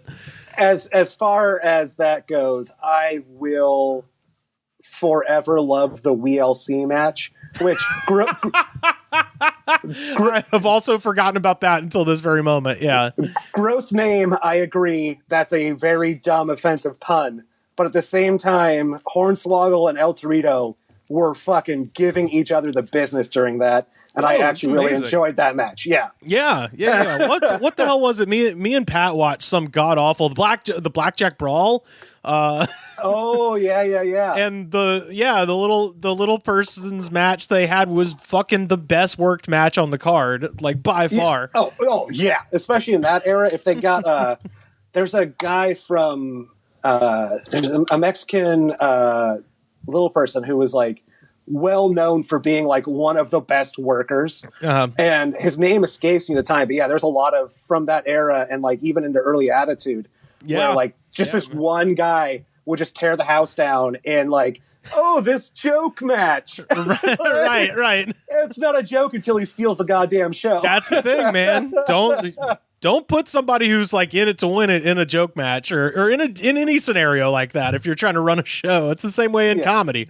Putting somebody on after like the big star, that's usually a good position to be in because it stresses you the fuck out. I think the pressure, it's like you put someone in that pressure of like, all right, you're gonna have to be in this kind of less than ideal spot. What are you going to do? And it's like, man, they're going to, that lump of coal is going to turn into a diamond, baby. Put that pressure to it. Back to, we're talking about little people wrestling. Yes. That I have seen exactly one wrestling show in Moses Lake, Washington. One of my friends used to own a bar downtown. It's since closed. And, he would just try to find stuff. Like he always brought in bands from Seattle and Yakima and Wenatchee and, just playing live music. He was the only one doing it at the time. And at one point, somebody came in and was like, hey, would you like to put on a wrestling show? And he's like, nah, man, like, that's not my thing. And then they're like, are you sure? And forgive me for this, but this is the actual name of the promotion. It's called Extreme Midget Wrestling. Yeah. And he's like, all right, you have my interest. It was to the point where he put it up in his parking lot and put up privacy fences around it and everything. And hey, you got to pay for this shit. And I shit you not, some people were watching from the building across the road, and there were people in the crowd, including the in-house promoters, screaming at them like, "If you want to watch, you gotta pay." And I'm like, "Hey guys, this is how shit runs. If you can see it, you got like." That's why Wrigley Field built those bleachers, because they were sick of people standing on roofs for 100 years watching the goddamn baseball games. Right. Like, that's just how it goes in city. Like, you guys are having way too narrow of an idea of this. But that's so funny. it was the biggest show I have ever been to in this city. There were literally hundreds of people in that parking lot. They sold out of all of the beer in the bar. They had to go to Safeway, purchase all the beer from Safeway, come back, sold out of that, had to run to the Harvest Foods, buy as much beer as they could get from there, come back. And here's the thing, it was a fucking amazing show. I'm sure. Yeah. Like, everyone's there like, oh, we're gonna get some contours. I'm like, no, I'm a legitimate wrestling fan. Yeah. This is actually very, very... People are doing planchas and suicide dives and top rope hurricane ranas, and like there was some hardcore trash wrestling with garbage cans and bats and chairs. Oh man, it was an amazing show. And I was just like, you guys don't know what you just saw. This is a great show. This isn't like some indie in a parking lot that you'd expect. This is actually right. good wrestling. Like, and it made me mad because part of the way through the show, I had to go to the bathroom in the middle of one of the matches, and I come back, and where I was sitting, all the chairs are just spread out. I'm like, what happened? oh, motherfucker, what did I miss? And the person sitting next to me is like, yo, that guy dove over the top rope onto another guy and fell through all 3 rows of chairs. I'm like, I was right here. Oh, shit. Dude, I was back in, let's see, what was it? I guess 2015. I was driving through right near the border of Alabama and Mississippi, like, Mobile County or somewhere. And I missed what they were advertising by a couple of days. So I didn't actually see this show, but I'll show you this picture and I'll put this on our Twitter so people can see it. I did pull over because there was a sign that said, like, I literally slammed on the brakes. This is like a fucking bar in the middle of nowhere and like right on the Alabama-Mississippi line. And there's a sign that says, Pro Wrestling, April 12th, 3 p.m., $10. Family fun, midgets and women. And I slammed, like, my car literally like I slammed on the brakes to go take a picture with this sign because you're never ready for it, but especially in the middle of nowhere when you've just been driving through pine forest for hours through Mississippi, and then you just see that shit and you're like, okay, I'm sad I missed whatever happened here, you know. I had the same thing. I was in Cheyenne, Wyoming back in, oh God, it would have been 2011, I want to say. And I was doing some training while I was down there, and we were down in a town called Guernsey, and we got a day of liberty, and we got to go up to Cheyenne, and we went to the biggest bar in Cheyenne, which is legitimately a very large bar. But as we were walking in, we see a flyer on the window that says Mini Kiss playing. Yeah. And I'm like, oh shit. Mini Kiss. And the date on it was the day before we got that. I was so mad. Son of a bitch. Yeah, but they play around here sometimes, actually. Oh, I would have been all about that. But we were there during Pioneer Days that year. So it was just, the town was just crazy anyway. But yeah, to get to see a Mini Kiss show would have been amazing. Hell yeah. Oh, man. Well, God, this has been fun. Mike, tell people where they can find you on the internet. On the internet, you can find me at Hobo Eddie, HOBOEDDY. You might know me from sending Rivers the album Lulu You might also that's right. Yes. you might also know me from sending Rivers the album. Now that's what I call 69. Yeah. I mean, now that's what I call music 69. Now that's what I call 69 is something different. It's something very different. I watch that on my own time, sir. I don't talk about it publicly. That's where the porn stars are dressed like Lady Gaga and shit like that. Exactly. Gaga, yes. Oh man. Well, thank you so much for talking to me, man. This was fun as hell. We'll chat again soon. Hell yeah. Unjustifiably in a position that I'd rather not be in, but the cream will rise to the top. Oh yeah, Macho Madness, has got more to offer, and President Jack Tunney thinks that I got. Yeah, and I'm gonna tell you something right now. I am the cream in the World Wrestling Federation. Wait a minute, and there is no doubt about it. Yeah, you mean Gene Okerlund. You know that I'm the cream of the crop. Oh, wait a minute, though, Randy. I've got to ask you very seriously. Do you blame Mr. Jack Tunney, the distinguished president of the World Wrestling Federation, for Ricky Steamboat being the Intercontinental Champion today? Yeah, I do. Yeah, outside interference. Yeah, in my moment of glory. Yeah, no, I'm living in a nightmare, and I am the cream. And now, not only the Intercontinental Heavyweight Championship belt must fall, but the World Heavyweight Championship belt. Because Hulk Hogan, I am the cream, the cream of the crop. And there is no one that does it better than the Macho Man Randy Savage. Calling it now from Disgraceland Studios in East Hollywood. It's Carter Glascock. What's going on, my man? Hey, buddy, how you doing? I'm doing good. This is a big week. You got an album coming out Monday. Yeah, next Monday. Yeah, it's coming out. Yeah, man. I was hoping we could maybe play a track at the end of this episode and get people excited for it. Oh, sure. The people need to hear. They need to hear what's. Sure. When did you record that record, by the way? In February of 2019. So it's been sitting there for a minute, but just kind of gone back over it. And Kyle Clark from Radland Records, friend of the podcast. Yeah, of course. This is Rad Podcast. He told me he wanted to put it out on his record label. We talked about it. I kind of mentioned it on his podcast, and he offered to put it out, and he listened to it, and he said he really liked it. And so we're going to put it out on Redland Records, and I'm really excited, man. It's my first stand-up album, and I've always wanted to record a stand-up album, and it was a really good night, and it was recorded in Nashville, like right before I left for Los Angeles at my favorite place to do stand-up in Nashville, which was the East Room, which is like a little DIY spot in East Nashville. Yeah, I was looking at your Instagram today. The album cover appears to be a Olin Mills era school photograph of some kind.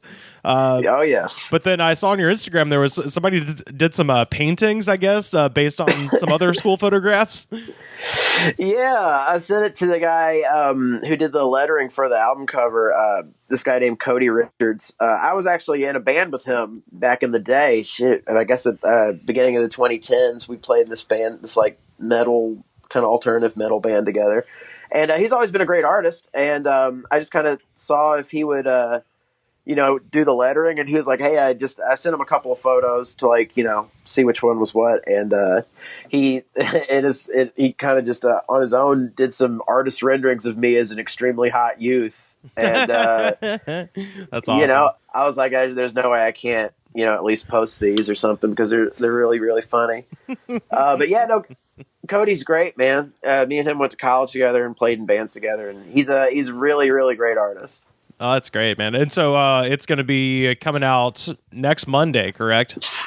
Next Monday, December 7th, yeah. And I assume it should be on all streaming platforms and stuff. I figure it's the most accessible way. Everyone can hear it and that way, too, By the way, if people can hear this, I am at my folks' house, and that is a house phone. A landline is ringing off in the distance there. That sounds like it sends me back to my grandpa's house when he had a landline. Because it's a landline, I think both of my parents are napping. They're just not going to answer it, so it will just keep ringing. That rules. They have a landline. This is pretty much my life till the new year, at least until I come back to LA. It's just a constantly ringing phone that no one will answer. How's it going in ye old South? Man, I had kind of a post-apocalyptic sort of grocery store experience myself. You gotta have a couple of those when you visit back. Oh my God, dude. I was in Kroger, which I've been taking, precautions to if I'm going to go into a grocery store. As I said last time, it's a thing where there'll be 99% of people will be being good, and then there's one guy who's just like, no mask, fuck everybody kind of situation. Yeah. And so I've been opting to go to the grocery stores that I know will be much less crowded, those being Winn-Dixie and Piggly Wiggly. Most people will go for the Walmart or Kroger option or Publix. Oh, Jesus. I haven't been to Piggly Wiggly, well, since I was a sober teen. Before I was a sober teen, it was like I was a child. I've probably gotten like stuff from there, and I don't remember in my drunken Birmingham years. Well, I've been posted about they had a huge collection of Faygo there, and I posted something about Dr. Faygo, which I had never seen before. But as I said on Twitter, it's I'm the chief resident of gastroenterology at Johns Hopkins, and also down with the motherfucking clown for life, bitch. Sure. But absolutely, it's a tangled web we weave in this life, Well, there was another one, the Piggly Wiggly brand of fake Dr. Pepper is called Mr. Pig, which I thought was fun. But my favorite was their is it just saltier? Is it just saltier or just like way more calories? I was trying to like get a picture of the Dr. Faygo and the Mr. Pig together and make some kind of joke about like cops versus juggalos. Yeah, I was about to say, is there a cop on the can, or is it like? Yeah, I was like, because the FBI deemed the juggalos a gang or whatever, so it's like, the Mr. Pig is conspiring to take down Dr. Faygo. I couldn't quite circle the square with it, so I just went with the Dr. Faygo joke. Between them and Antifa, lock your windows and close your doors is Biggie Smalls, Well, the one that really cracked me up was the Piggly Wiggly version of Mountain Dew is called Mountain Yeller. Which I guess is meant to be kind of a portmanteau of Mountain Dew and Mellow Yellow, but the Mountain Yeller just seems like an old-timey job that you would have, It's a glorified title for the boy who cried wolf. Right. The old Mountain Yeller. Or it's a guy who like looks for fires or roving gangs of sexually deviant Sasquatches that are in the mountains there. Warns of those. Far be it for me to kink shame a Sasquatch. Sorry. Absolutely. But yeah, like I said, I've been mainly trying to go to those stores because they usually have less than 10 people in them at any given time. And so those seem to be kind of the safe alternative to something like Walmart, which is just a fucking free for all. And so that'd been my move. But I had to, the only thing about Piggly Wiggly and Winn-Dixie is that, if you're trying to get some decent bread, it's like, go fuck yourself. There's Wonder Bread, and then you can go, fuck you. Oh man, they don't even have the Daves? I don't think so. I think Dave's down here is only available at Target, but they do have it. Oh, weird. Yeah, but the bread selection kind of sucks, and I was specifically looking for some like a nice like ciabatta bread or something. So I had to go to Kroger. So my strategy was I'm just gonna go late, because they're open 24/7. So I'm gonna go 11 o'clock. And indeed, I was right. There was no one there. Pretty much, it was just me. I was kind of wandering around, and I get to the bakery, and I get the bread, and then I turn down this aisle, and now I'm at the very end of the aisle, but I'm kind of facing the front of the store. Like I can see the doors, and in between me is a cash register, and then the aisle going across. And I just hear the unmistakable sound of one of those electric mobility scooters that you rent, to toot around if you got mobility issues, whatever. And if you got the itis, if you if you have a need for speed, that kind of stuff. I gotta say, as a child, I always wanted to steal one of those, and I just never had the guts to do it. I just thought I'd get in trouble, so I didn't. Sure. Wait, to steal, like to push an old person out of one and steal one? No, you know how they have them at the front of the store. You can just like get one, like they have them for you. They have them just like available? Yeah, like when you go into a grocery store, like if you got a bum leg or something, they usually have one or two electric carts up at the front that you can just flip on and go. Oh shit. And I always, like I said, I always contemplated stealing one as a kid, and I never had the guts. And now all of a sudden I'm standing at the end of the aisle and I hear the whirring, the zzz, as it's coming down. Sure. And it's two kids riding it. and one of them is, I mean, the oldest one is maybe 10 and the youngest one is maybe 5. And the 5-year-old is sitting on the 10-year-old's lap. The 5-year-old has his hoodie pulled up all the way over, so I can't see his face, but the 10-year-old has his hoodie back and is just coughing directly on the 5-year-old's head. Like, they're just zooming by and he's just like coughing in the most like horrifying, disgusting way directly on his brother's head, on the old person cart, on the scooter. And I'm just like at the other end of the aisle, just like, that is some fucking World War Z shit there. Like, you don't really. Wow. Like, so Piggly Wiggly compromised themselves, even though there's no one there. They're like, we'll still have diseased kids coughing on the old people devices. Yeah, well, no, this was Kroger. This was late night Kroger. Piggly Wiggly. Oh, right. Yeah. Piggly Wiggly. I think all the adults lay claim to those zippy scooters pretty quickly, I think, at the Pig. Sure. Man, I'll tell you, after hours at the Pig, it's just nothing but just blindfolded, eyes wide shut, fucking and sucking.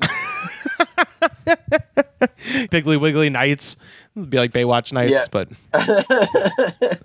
sexy pig. The other thing I noticed that I've noticed everywhere, and, you know, as I get your opinion on this as the resident smoking man on the podcast. Unfortunately, yeah. there are these $3 a pack cigarettes that they advertise everywhere that are called this. They're called this? THIS. This. That's what they're called. They have wow. Their only tagline is this price for real? And then it's just the cigarettes are just called this. This? That doesn't even answer that fucking question. It should have another question. Does this match the price? This? Yeah. Well, it's like a Twitter meme from like 2014 where it would be like, you know, a cute kid and some puppies, and it'd be like this, as in like, this is great, you know, but they would just write this. Oh boy, those cigarettes are fucking ages old. That is going to be the crustiest cigarette you've ever put in your mouth. That's what I got to say too, like with the wanton lack. Hold on, I'm looking this up now. What was the Walgreens beer they had? Oh, Flat Shoals. Flat Shoals, yeah. But which was unabashedly the worst beer that you've ever put in your mouth. Oh yeah. And it doesn't matter if it was like $2 for a 12-pack. It was just you could not drink it. Yeah. But like with these, I don't know if they prefer these, but with this, with the little amount of health considerations that major tobacco companies put into their cigarettes, like this has to be like fucking like a death wish. This has to be like you cough up blood within 3 cigarettes. You're coughing up blood. Carter, this is a death wish. This is a death wish. This is what your life has come to. This is the end. This is tobacco that fell under the machine at the Marlboro factory. Oh my god! And the Piggly Wiggly people got a deal. They got a deal. No, Kroger did. It's everywhere. It's like every gas station I go to just has these huge signs where it's like this, and it's a pack of smokes, and just like. The tagline should just be, I can't believe I'm still doing this. Man, I bet it's the truth people put it out. It's just concentrated arsenic, and it kills people who smoke it immediately. Bring me back a pack of that. I was going to say, yeah, I'll bring you back a pack for Christmas and see if you like them. I'll get you. I haven't been that good all year. I don't know. I'll get you a red pack and a green pack of menthol for Christmas colors. If you do, I will scream in the parking lot. I don't deserve this. This. Oh man, yeah, that should just crack me up. I keep seeing it everywhere. I'm like, this is a terrible thing to name this product. I think the biggest trash bag in the world is going to be like, you know what? I'm going to opt for the $6 pack of cigarettes as opposed to this. Yeah, exactly. It almost works because it's so much better of a trash name than something like, you know, Gold Coast or Pyramid, because those are at least like striving for some sort of their own thing, maybe. Yeah, like their own kind of like, we have a unique trash flavor that some dirtbags can't get out. If you love fucking prostitutes, you're going to love Gold Coast. But, like, this is just like, I don't know. It's like them just being like, here you go. Yeah, that's exactly what it's. Yeah, here this is. Yeah, it does seem like the generic brand at Target or something, like this glass cleaner or whatever. Dude, they must have like those insane pictures on the packs, like they have in Thailand, of like someone with like a hole, like a corpse with a hole cut in their throat. Like this must like do like you will feel your throat opening up by itself. Yeah, it's a picture of a lung tumor with an arrow that just says this. This. Man, that's some wacky shit, I gotta say. This is weird. Yeah, I'll put this up on our Twitter because I did take a picture of it because I was like, well, I don't know what the joke is yet, but I'll come up with something to say about it later. Oh man, I gotta try one, and I bet I'll quit smoking immediately. So I kind of need this. I need this. I need this. I deserve this. I deserve this. Oh fuck. I hate that. Do you think they have people in the parking lot yelling, I hate this? Oh god. And people don't know how to help them, you know? They're just like, well, life's fucking hard, you know? No, this. Oh man. Well, officially starting yesterday, LA began its second hardcore lockdown, except this time no one's getting money. You know what? You know who's really feeling the lockdown right now? Are the tons of people out on the streets without wearing masks. Those people are really, really nervous about the lockdown that's in place. Yeah, well, when they described it, because I was reading the article about it, you know, when they were saying like, oh, LA's going into its second hardcore lockdown. And literally as I'm reading, I'm like, yeah, we were all doing this. When did this end? Dude, yeah, what are you talking about? It's like you were only going to do it if you ticket people for not wearing masks and walking around outside and gathering in groups. That's like basic, like and shutting down restaurants. That's and the only way you're paying going people to stay home. Right, yeah, and paying people to stay home, which, you know, it's in the mail, I guess. I don't fucking know. I don't know when that's going to come around. Shit. There's going to be a whole new second wave of people who have to move out of LA again, which is just sensational. You know, that's certainly going to happen. Like, we're getting way more talk about the stimulus check, but much less action about it. So, you know, my whole, like, what was it called? The year you qualify for it says it's expired. So I don't fucking know what to do. Yeah. Oh, mine just ran out too. Yeah, I assume that it's not a shit ton of red tape to jump through to get that reinstated, but you know. Well, we'll see. Shit, they're certainly not going into any effort of it. Although I will say my new favorite thing is no one responds in a nice way to Eric Garcetti on Twitter anymore. So yeah, boy, what a schlub he is, like, turned himself. Like, I'll be honest with you, I have no idea what his term was like before this. But, like, Newsom seems like kind of like the hot asshole who's just like, get it done, okay? Yeah. And, like, and Garcetti just seems like the schlub who's like, well, we're trying our best. And, come on, guys, please stay inside. We really should oughta. And no one's doing it. Yeah. Well, you know, because Gavin Newsom was the mayor of San Francisco, and now he's the governor of California. And so I think before COVID, legitimately, Eric Garcetti thought he was going to move into that governor's chair, and you know, and he thought that Gavin Newsom would maybe try to, you know, replace Feinstein if she died, and then that would put him in a nice spot to, like, run for president. I swear to God, he thought he was going to be the president right before. Right before that makes sense. That makes sense. I mean, like, that's the thing is, like, this year was like such a testing period for, like, the worst leaders you could ask for. Oh yeah, and it was like such a test, like a true test of leadership, and they all like it is a big cosmic joke, right? A very, very sad, deadly joke, but a joke nonetheless. Yeah. Well, like I wanted to say, like, just for instance, he tweeted this about an hour ago, where he says, during the COVID-19 pandemic, we must ensure that Angelenos have access to quality health care. You can apply for Covered California during enrollment period now for 2021, coveredca.com. Which, you know, for people listening, if you don't know, if you hear anyone use the word access in reference to healthcare, believe me, they want to give insurance companies money over letting you live. That is what that means. That's what that word means. Yeah. I mean, well, these poor insurance companies sure have been feeling this, this economic backlash really bad. And I feel bad for them more than anyone else, really. Yeah, well, look, I mean, insurance companies. them and the drug makers, because it's not like every country in the world is about to cut a fucking bajillion-dollar check to Pfizer for this fucking vaccine. They definitely need your money. Hey, at those drug factories, they have to work right near each other. You know what I mean? Like, it's really, really gross. And my heart goes out to them, and not the people who need the drugs. But yeah, he put this tweet out like an hour ago. The tweet, and this is the mayor of the second largest city in America. The tweet has 14 likes.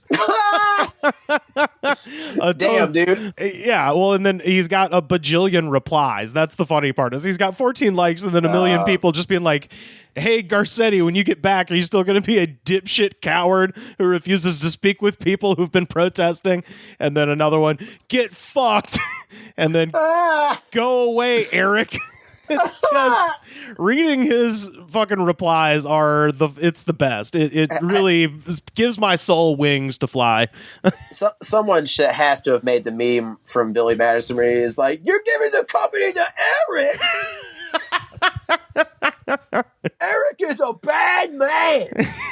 Yeah. And apparently, just based on these replies, it seems like Garcetti closed one of the COVID testing sites so they could film a movie there. Oh, he's just the worst. He's like a cartoon villain. Well, first of all, that's horrible. I can't believe he did that. Yeah. They've been filming a movie near our house. Remember, like when I think Kylie or someone saw Joaquin Phoenix down the road? Yeah. Dude, they like shut down that dojo off of Vermont, and it was like a big time. They were shooting some huge movie. I don't know. I think it was part of that Joaquin Phoenix movie. Oh, no shit. I want to say. Yeah, I want to think. A couple of years ago, I think Elijah Wood produced a movie. I don't think he directed it, but I think he produced it, called The Greasy Strangler, which... And so for a while, there were signs all over our neighborhood that just said The Greasy Strangler and had arrows pointing to base camp and, where the lighting department was and shit. Where it's like, in our neighborhood, someone who goes by The Greasy Strangler could totally be a real person. That's what I said. I was like, it's good to know what Hollywood thinks about East Hollywood. It's like, oh, you know where we need to film The Greasy Strangler? It's that shithole by the 101. That's right. That's where The Greasy Strangler lives. Oh, Jesus, dude. I went for a walk last night in flip-flops, and I was like, I've made a huge mistake. Like, holy shit. I was like, I'm going to pay for this one with my life. Like, what? I don't need cigarettes that bad. I can't run. I can't run without these. This is bad. I'm not doing that for this. For this? Not for this. Oh, my God. Yeah, I was going to mention, because I don't know if I mentioned it here on the show when it happened or not. I'd have to go back and check. But as long as we're on the subject of Garcetti, if I did make fun of this, I want to make fun of it again because it's hilarious. On October 30th, he tweeted, "We're delivering assistance to Angelinos facing economic hardship during the COVID-19 pandemic. Starting Monday with our new early pay program, LA Department of Transportation officials will offer a $20 discount on parking tickets paid within 48 hours. A discount? Hot diggity damn. $20 off, which for people listening, if you don't know, a parking ticket in LA, based on the severity on the cheap end, is like $90. I was about to say like 80 to 90 bucks. Yeah, it's fucking crazy. $70. I mean, what did I win the lottery? Yeah, but he said, like, if you pay it within 48 hours, and it's like, yeah, you know who can afford to pay a parking ticket immediately? Rich people who can pay the fucker at full price. It should be the other way around. If you fucking can pay this within 48 hours, we're going to surprise charge you $20 more. Dude, have they even begun street cleaning on this street anymore? I mean, it is a fucking toilet outside, dude. Like it smells like straight up doo-doo butter every time I step out of my fucking car. Like, I mean, like the grass is mushy with piss and shit. Like it is unbelievable. Jesus. I felt like an idiot looking at the sign the other day. I said, okay, Wednesdays and Fridays. Like, it doesn't fucking matter. Like, no one's coming to clean this shit up. Like, this is insane. Yeah. Oh, and even if they did, it's not like they're going to clean it. They're just going to rush it, run by that with that little, like, brush thing once that doesn't do anything. There's packs of this and that everywhere. There's lots of packs of this everywhere. It is smelly. Like, I'm like, I should leave my shoes outside of the apartment when I come back in. This is crazy. Oh man. Well, how was your Thanksgiving? What'd you cook? Oh, I cooked up a deal of getting some food from Delilah. Damn, hell yeah. A lot of food. We almost fucked up the reheating we didn't have much to do, but we almost fucked the reheating process up, which is really all we had to do. But it was good. I mean, I got real fat and happy, and I think I gained like 2 pounds, and I got drunk as hell that night. And shit, what else happened? People called me the day before and the day after, but not really the day of. I think everyone was just like fucking bummed. Yeah. Everyone was just like sad and didn't really want to be like, what a great day to be thankful on Genocide Day. I just like, you know what? It's all kind of bullshit, and I don't really care. I just want to eat. But it was all right. How was yours, man? It was good. Yeah, it was me and my mom and dad, and we cooked food that we're still eating. It's been that's good. Days and days, and we're still working on. I just rounded the corner on the last little bit of green bean casserole, so I think we nice. got a little bit of turkey left, and that's I think about it after I finish these green beans. But yeah, it was good, man. We just threw our leftovers away yesterday, and I was like, man, it's $80 though. Like fucking. Wait, you threw them away? Yeah, they just had like a bunch of turkey, and they're like, we're gonna throw it out. I'm like. And they're like, it's gonna go bad. I'm like, I'll get sick from it. I don't care. It's like I'm all right. So I'm getting you a couple of packs. I'm gonna get you a carton of this, and I'm gonna get you some Tupperware. Thank you. Yeah, really, it was just me being lazy. I didn't want to bring it back to the house, but man. Hindsight is 20/20, I suppose. Just like this god awful fucking year. I was finally able to test out a sandwich that I've had in my mind for a long time now, which was a turnip green melt. I had one in New Orleans. There's a place in New Orleans called the Turkey and the Wolf, and they have a turnip green or collard green, I guess, melt, which is basically a grilled cheese sandwich with fucking collard greens in it. That sounds fucking good, man. And I tried the one in New Orleans, and I was like, man, I got to figure out, how they did this. And so I kind of reverse engineered it a little bit. And I've had it in my mind for a while now. The main thing I was, thinking is like, all right, well, the collard greens need to be, kind of squeezed out, basically. So what I did was I got a lemon juicer and put a scoop of collard greens in the lemon juicer and then squeezed out all the juice. Because when you melt the cheese, the moisture from the cheese is going to re-moisturize the collard greens. But if you have too much liquid in there, the sandwich will fall apart. So I kind of squeezed it out, put it on with some cheddar cheese, Swiss cheese, and some horseradish sauce, and then fucking melted that motherfucker together on the skillet with some butter on both sides, like a grilled cheese sandwich.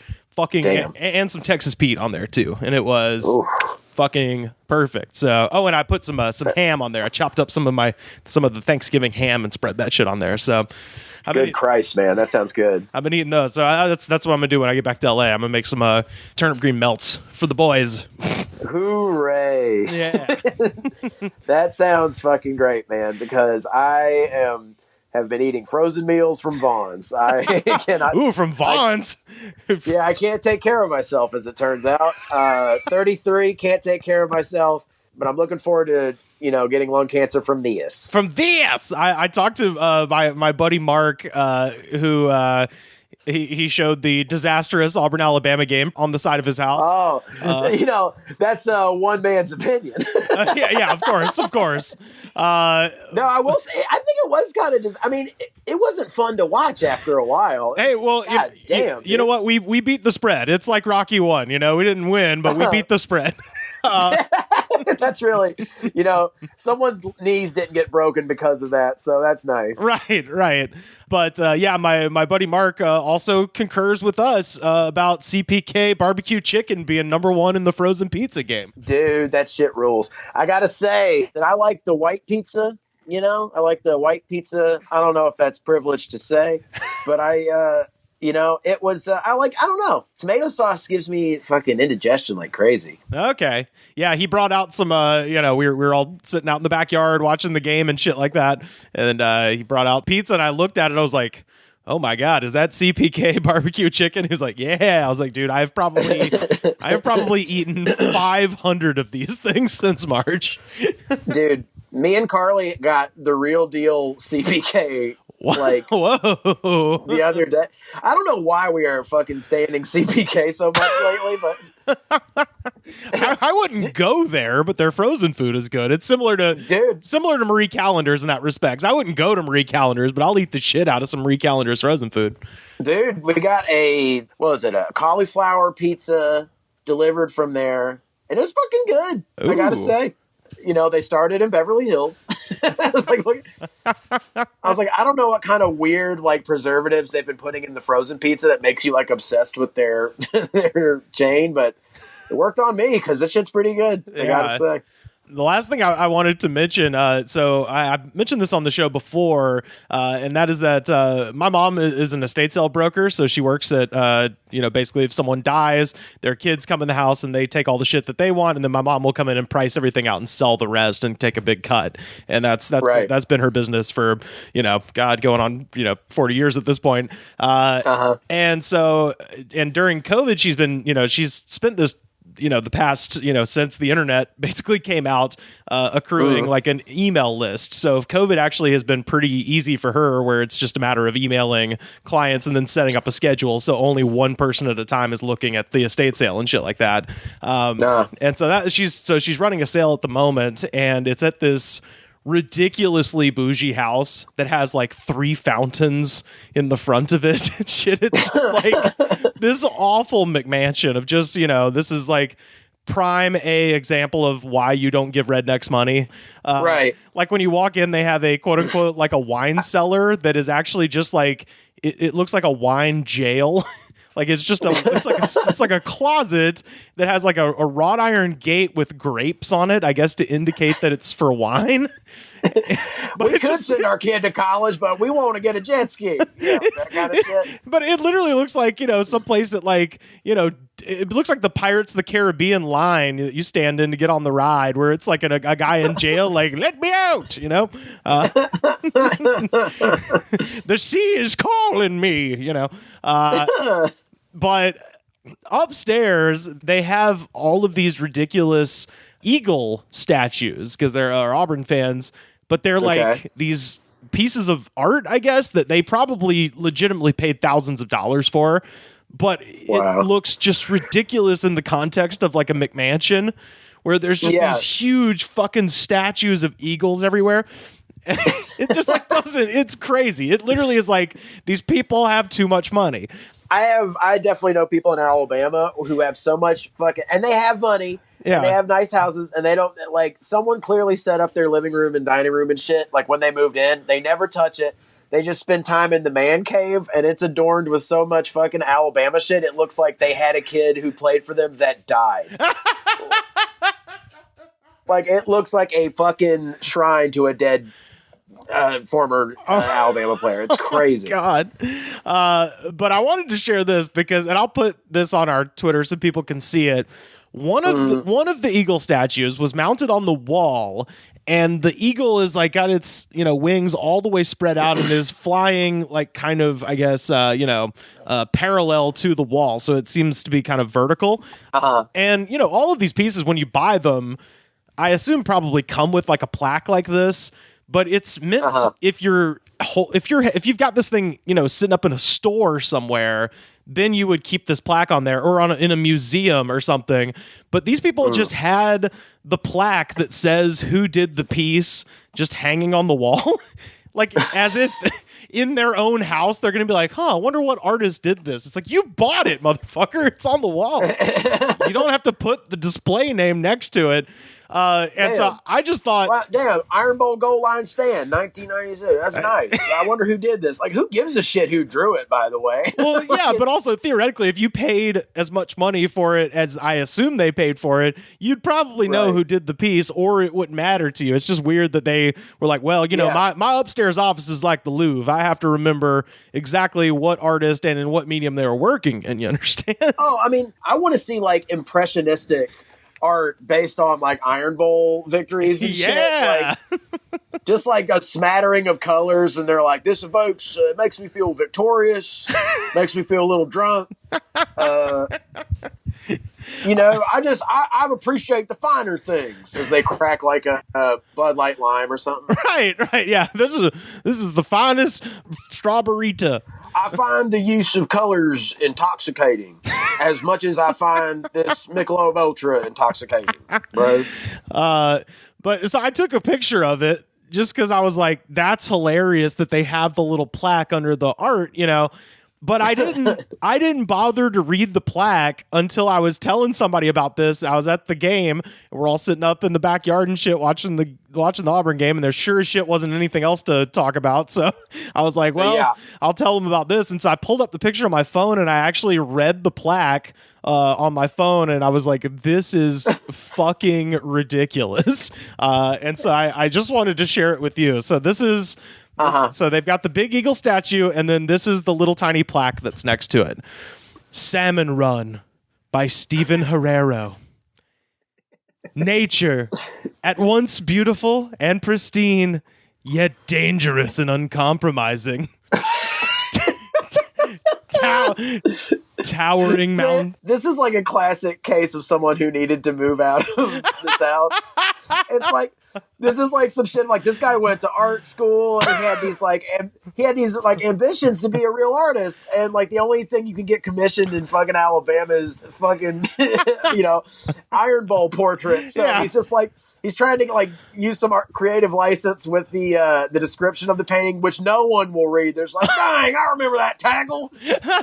Oh, like, okay, so tell me if this isn't the horniest thing ever, without being explicitly horny. Towering mountains, fertile valleys, thrusts of rock, and liquid flow. I was like, you are way too horned up to be just sculpting eagles, bro. You need to be making penises because there's something. You need a release. When you look at the eagle, it is kind of like a penis. You know what I mean? Like, yeah. Or you need to be. I think that's why it's America's animal, is because we're just one big penis. Or you need to be making eagle statues for Papa John, like he has in his foyer, where it's two eagles fucking. Yeah. Man, what a fucking evil genius he is. Within this world, the drama of life plays out as it has since the beginning of time. The eagle's strong wings scale the valley's walls. His keen eye trained on the river below, alert to any movement. Salmon pursuing the same trail they have for generations of making their way home. Suddenly, a flash of silver from below ignites a fury of plunging wings and a flourish of slapping water and pungent air. This is like the fucking, like the lovers, like the Will Ferrell. It really is. And Rachel Dratch thing. Like, make love. I mean, like, yeah, it's so close. Like, punch it. Yeah, like sultry thrust permeating the night air. And it's like, no one is going to read this. They're just be like, yeah, I'm a big old Auburn fan. Yeah. And I make a lot of money off of fucking, I fucking, what I do is I have a nursing staffing agency where it makes people harder to get nurses. So I just got this big eagle fucking statue, and, it's got some stupid shit written on the bottom of it. I don't know who wrote that part, but I like the eagle because it reminds me of Gus. It just reminds me of Gus, and it reminds me of Cam a little bit too. When I think about it, in the middle of the night when I'm watching it, looking at it with my smoking jacket, and I'm smoking a Marlboro Red, and I'm smoking a this. Yeah, I'm smoking a this, and I'm looking at it. I just think, I wonder what Cam's doing. You know what I mean? And then the last thing, salmon and eagle are gone into the brilliant rhythm of the day. Oh my God, dude. I was reading that off my phone, losing my fucking mind. I was like, I can't believe, because I just took the picture, just like, ho hum, click, this is kind of funny. I'll think of something to say on Instagram later. And then, goddamn, it was just the horniest thing I've read. And I guarantee you, like you mentioned, I am the first person to read this paragraph since it was typed out by whoever typed it.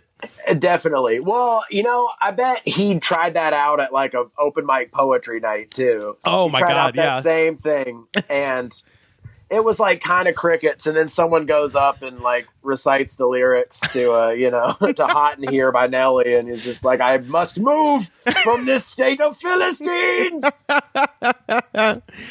Well, Carter, are you ready for our jam of the day? Yes. Metallica, Ain't My Bitch. Yes. Yes. So this actually goes out. This goes out to our friend Justin Morales. I was texting with Justin back and forth. He told me that when we did My Generation by Limp Bizkit, it inspired him to do his entire workout to Chocolate Starfish and the hot dog flavored water, which is not exactly the impact I was hoping to have on people, but hey, the house of gains, baby. I mean, it is the recommended dosage. Like, that is what you do to that music, is you work out to it. Like, if you listen to it earnestly, like headphones, like you're listening to Aphex Twin or some shit, you're just going to like feel like committing suicide, I guess. It's best to just like let that music pass through you like a turd while you're burning calories. We were talking about that, and I was like, oh, well, have you heard anything good lately? Anything you might recommend?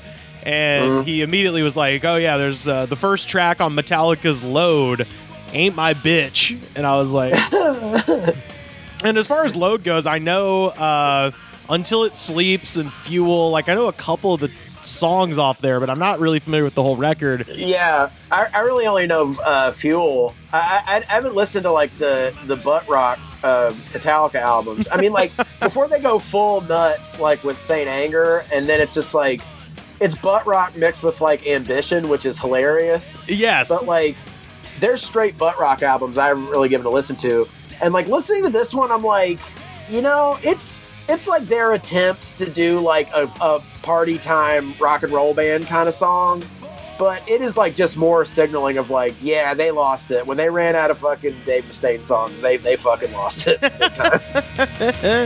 But yeah, so let's go ahead and get down to the comments. Well, like I said, I didn't know the song, so I was like, I wonder what the comments will be like. And then literally the top comment is Blake Evans from 4 years ago.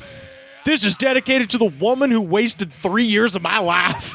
It's like, oh shit, we're in, That's baby. Right. That's all I need to see. Not my bitch.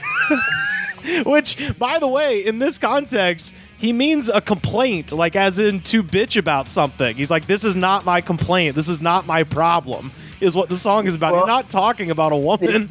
Well, did you know that the song is actually about a mix-up at a puppy shelter? It was written by Kirk Hammett because he is immeasurably soft. Oh, he is a soft man. Very similar to that first comment. Fufliv from 1 month ago. Dedicated to my ex, the Polish girl who was my biggest mistake. Man, people really agree with the whole "Ain't My Bitch" part of the song. The next one, Chris Miko from 3 years ago. I'm going to join the I dedicate this song to my ex group. And then this one is real confusing. Richard Hommel from 7 months ago. This one is for my ex-girlfriend, Michelle. May she rest in peace. I was like, wait. Now, Richard, that really makes it seem like you killed her. That's what I'm saying. Yeah, he's like, my ex-girlfriend, rest in peace. It's like, did she die and then you broke up with her, or before or after the death? That is important. The timeline's important here. Buddy, yeah, you may have to further elaborate on this in court, because that really sounds like you murdered your girlfriend. Another similar one here, Mr. D from 2 years ago. To the girl who led me on and then friend-zoned me. Rock on, bitch! I'm sure she thinks about you every day.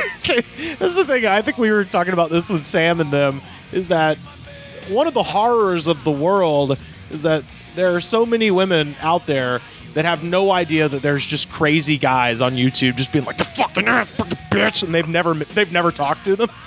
Oh man, yeah. I mean, it truly is a place for incels to go and listen to mid-tier Metallica. I'm telling you, it's just fucking crazy guys just on here just being like, she fucking smiles at me every time I go to the bank. You're telling me that didn't mean something? You know? Yeah, we had a moment. She gave me an extra lollipop. at the bank, and those are just for kids. I started my savings account that had $50 in it. Hand me another one of this. I got to go outside and smoke this. And this is a lady here, Cassidy Knighton from 2 years ago. I dedicated this to my ex-boyfriend, who is a bitch. Girl power. Yeah, there we go. Movie Buzz Rocks from 8 years ago. This reminds me of the god that failed. That sounds like another podcast right there. The god that failed. Well, so I did a little research because I was like, okay, 8 years ago, what was happening exactly 8 years ago that might have failed this guy? And I realized that the only thing really is that the Wii U was released, and maybe he just thought it wasn't as cool as the Wii. I didn't even give the Wii U a chance. I don't think anybody did. I think that was the issue there. D-Town from 4 years ago. I played this at my wedding. There's so many wedding comments in these, and I always think I just really want to attend some of these weddings. Yeah, it's like if you want to play bad Metallica at your wedding, play Saint Anger. Like, if you're going to go full, like, stupid, this song is a deep cut. Like, also, you can't even really hear him say bitch that much, because he's, like, doing that whole, like, yeah. Like, it's one of the most, like... He turns bitch into, like, a 3-syllable word. It's crazy. He does, like, the second syllable lift a lot. Yeah, like, he does that kind of shit a lot. B-I-I-H. B-I-I-H. Like, he's all over the place. He must be drunk off his ass recording this song. Black Stone from 1 year ago, and this is one of those that starts off coherent and then just trails off like a studio fade out on an Elvis Costello song. Black Stone from 1 year ago. What? You think I'm broke? Honey, I say there is a new way. Whom the first by my side of two line? Question mark. I just imagine, like, hammered ass drunk. You begin the sentence, and then you pass out, and then you wake up, and you write a little bit more, because you're a writer, and then you pass out again, and then you write a little bit more, and then your elbow hits the post thing. Oh, my God. Jeffrey Brett with some life advice here 3 years ago. Never date a stripper. I learned my goddamn lesson. It's one of those great comments because he doesn't really let you know what happened, but based on the song that you hear playing in the background right now, you know exactly what happened. Oh, yeah. You're just gonna find them shooting up heroin at your job. Beto from 6 years ago, and I love to Beto imagine. O'Rourke? That's what I love to imagine. This is Beto O'Rourke. LOL. The tittle sounds like a rap song. The tittle? He spelled. But two T's? He spelled title with 2 T's. That makes it the tittle. The tittle sounds like a rap song. How titillating. Yeah. Goodness. And how then, titillating. Well, and then along those same lines, this weirdo, Matthew Aldana from 2 years ago. Why Metallica? Why do you swear in this? What? Yeah, they're mad that, the guys whose first album was going to be called Metal Up Your Ass swore in this song. They swore all the way back. They swear Damage Incorporated. They swear in a couple of songs. Yeah. I remember because I was allowed to buy Metallica albums because I used to not be able to buy Parental Advisory albums. Uh-huh. And I could buy Metallica albums because none of them were Parental Advisory until this era. Oh, okay. But it's 2020. Everyone swears. Fucking grow up. You know what I mean? This guy seems very special. Star Spade XV from 1 year ago. If Top Gun was made in the 90s, this would be on the soundtrack. When Maverick races off and takes to the skies, that riff sounds like something I'd fly to. LOLOLOLOL. You know what? If Top Gun was made in the 90s, he's probably right. He's not wrong. He's not wrong. But I just love... What? Yeah. Why did you write Lord. this? That's pretty fucking nutty. his dudeness from 4 years ago. When you just gotta burn some bridges and you know you'll never look back. Ha! There's no good way to communicate the sound, but I think it's like boing, like one of those. There we go. Boy, so this is a bunch of like fun-loving incels, I guess. I guess. Yeah, on this end of the comment section. Yeah. Stefan Balachi from 4 years ago. I dedicate this to school.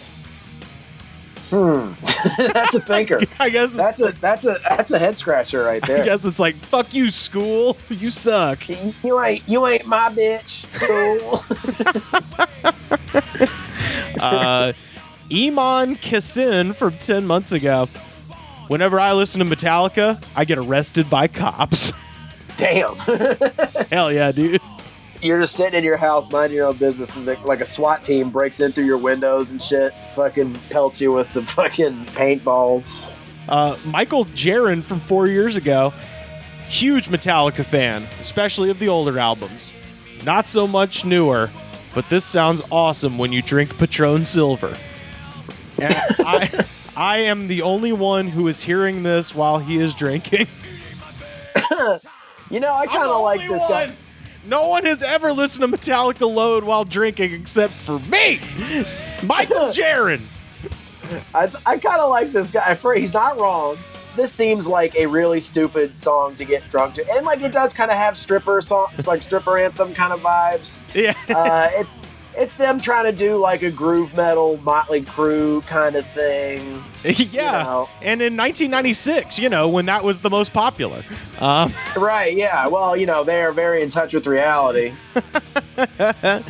This one is from Vader Kent from 1 year ago.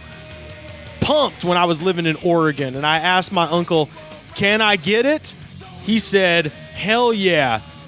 And we blew the speaks out of his friend's wannabe lowrider. We blew the speakies out.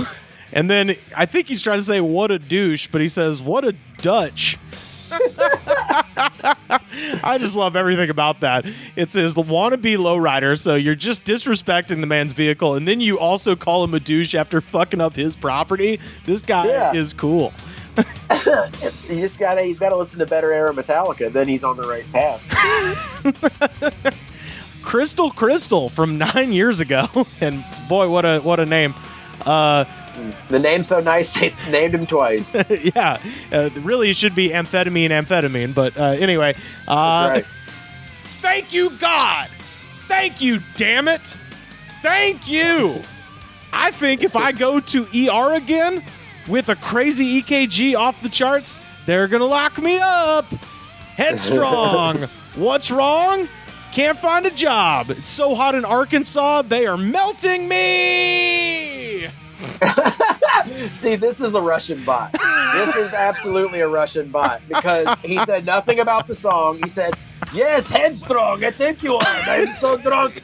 I am so drunk. I love to drink and listen to American metal. I'm in Arizona where everything is melting. Like, that is misinformed Russian bot gibberish. That is nice try. Nice try, Putin. Oh, God. And finally, Brindle Chihuahua from 1 week ago. And I want to say before I say the comment, I went ahead and clicked on his YouTube because the comment was so funny and perfect. I was like, maybe he's maybe he's joking. Right. So I clicked on his YouTube and I watched a couple of his videos. This is 100% serious. Based on what I saw, this appears to be maybe like a 12 to 13-year-old child writing this. So, wunderbar. Brindle Chihuahua from 1 week ago. I dedicate this song to the girls at my school who are infamous for cheating, because I'm an outlaw who loves Red Bull and metal, which is my fuel to get through the day. and I read that, I was like, did I write this trying to be funny? Like, as I say, that's either a 12-year-old kid or a 48-year-old janitor. Well, I looked at his YouTube videos and he's reviewing like RC trucks, and again, It could be a 12-year-old kid or a 48-year-old pedophile. And he's also attempting to play the bass in a very funny way. So I'm pretty sure that's real. So shout out to Brindle Chihuahua. And that is Metallica, and that is our jam of the day. Carter, yes. Please tell people where they can find you and your wonderful new album coming Monday, December 7th, The Crystal Pistol. Oh, thank you. Thank you, buddy. You can find me at Carter_Glascock on Twitter and Instagram. You can go on my website, CarterGlascock.com, and be on the lookout for my new stand-up album, The Crystal Pistol. It is coming out on Radland Records to all streaming platforms. So please check that out. Hell yeah. Well, let's chat again next week, my friend, and I'll have you a carton of this. Thank you. Coming Ooh, this. Q1 2021. Alrighty, that just about does it for us today. Thank y'all so much for tuning in to this episode of The Goods from the Woods. Please head over to facebook.com/thegoodspod. You can find us there. You can also find us on Twitter @thegoodspod, and head over there before Friday so you can enter our curmudgeon insults contest. Simply make fun of America's mayor, Rudy Giuliani, for his stupid runny face, and you will win a copy of the brand new board game from Grant Lyon called Curmudgeon, as well as a Goods from the Woods t-shirt and some stickers. So go ahead and enter that contest. If you just want to get it the direct way, you can go to prowrestlingtees.com/thegoodspod, and that is where you can find your very own Goods from the Woods t-shirt with some new designs coming soon. Best way to support this show, patreon.com/thegoodspod. Get you some bonus content, just $5 a month. And the second best way to support this show, head over to Apple Podcasts, rate, review, and subscribe. Show the attitude of gratitude. You can find me on Twitter and Instagram @Rivers Langley. And now, here is the world premiere from the brand new stand-up comedy album by Carter Glascock. The album's called The Crystal Pistol. Comes out Monday, December 7th, so stream it everywhere. Buy it if you can. Here's an exclusive track just for y'all. I smoke cigarettes. Figured there'd be a woo there, but it's all right. It's cool. I know, everyone's smoking the e-cigs now, man. The e-cigs. I can't do the e-cigs. I don't know. You just can't do the things you can do with cigarettes with e-cigs. You can't, throw it out of your car feeling all free. You're gonna hit, someone on a motorcycle or a bird or some shit, you know? You can't seem tough with an e-cig. You can't, put one out in your palm in front of somebody. I'm insane. You can't intimidate anybody with an e-cig. Blow smoke in their face, You're like, what's that? You're like, blueberry cupcakes. Oh, you didn't know, dog? I'm made of candy.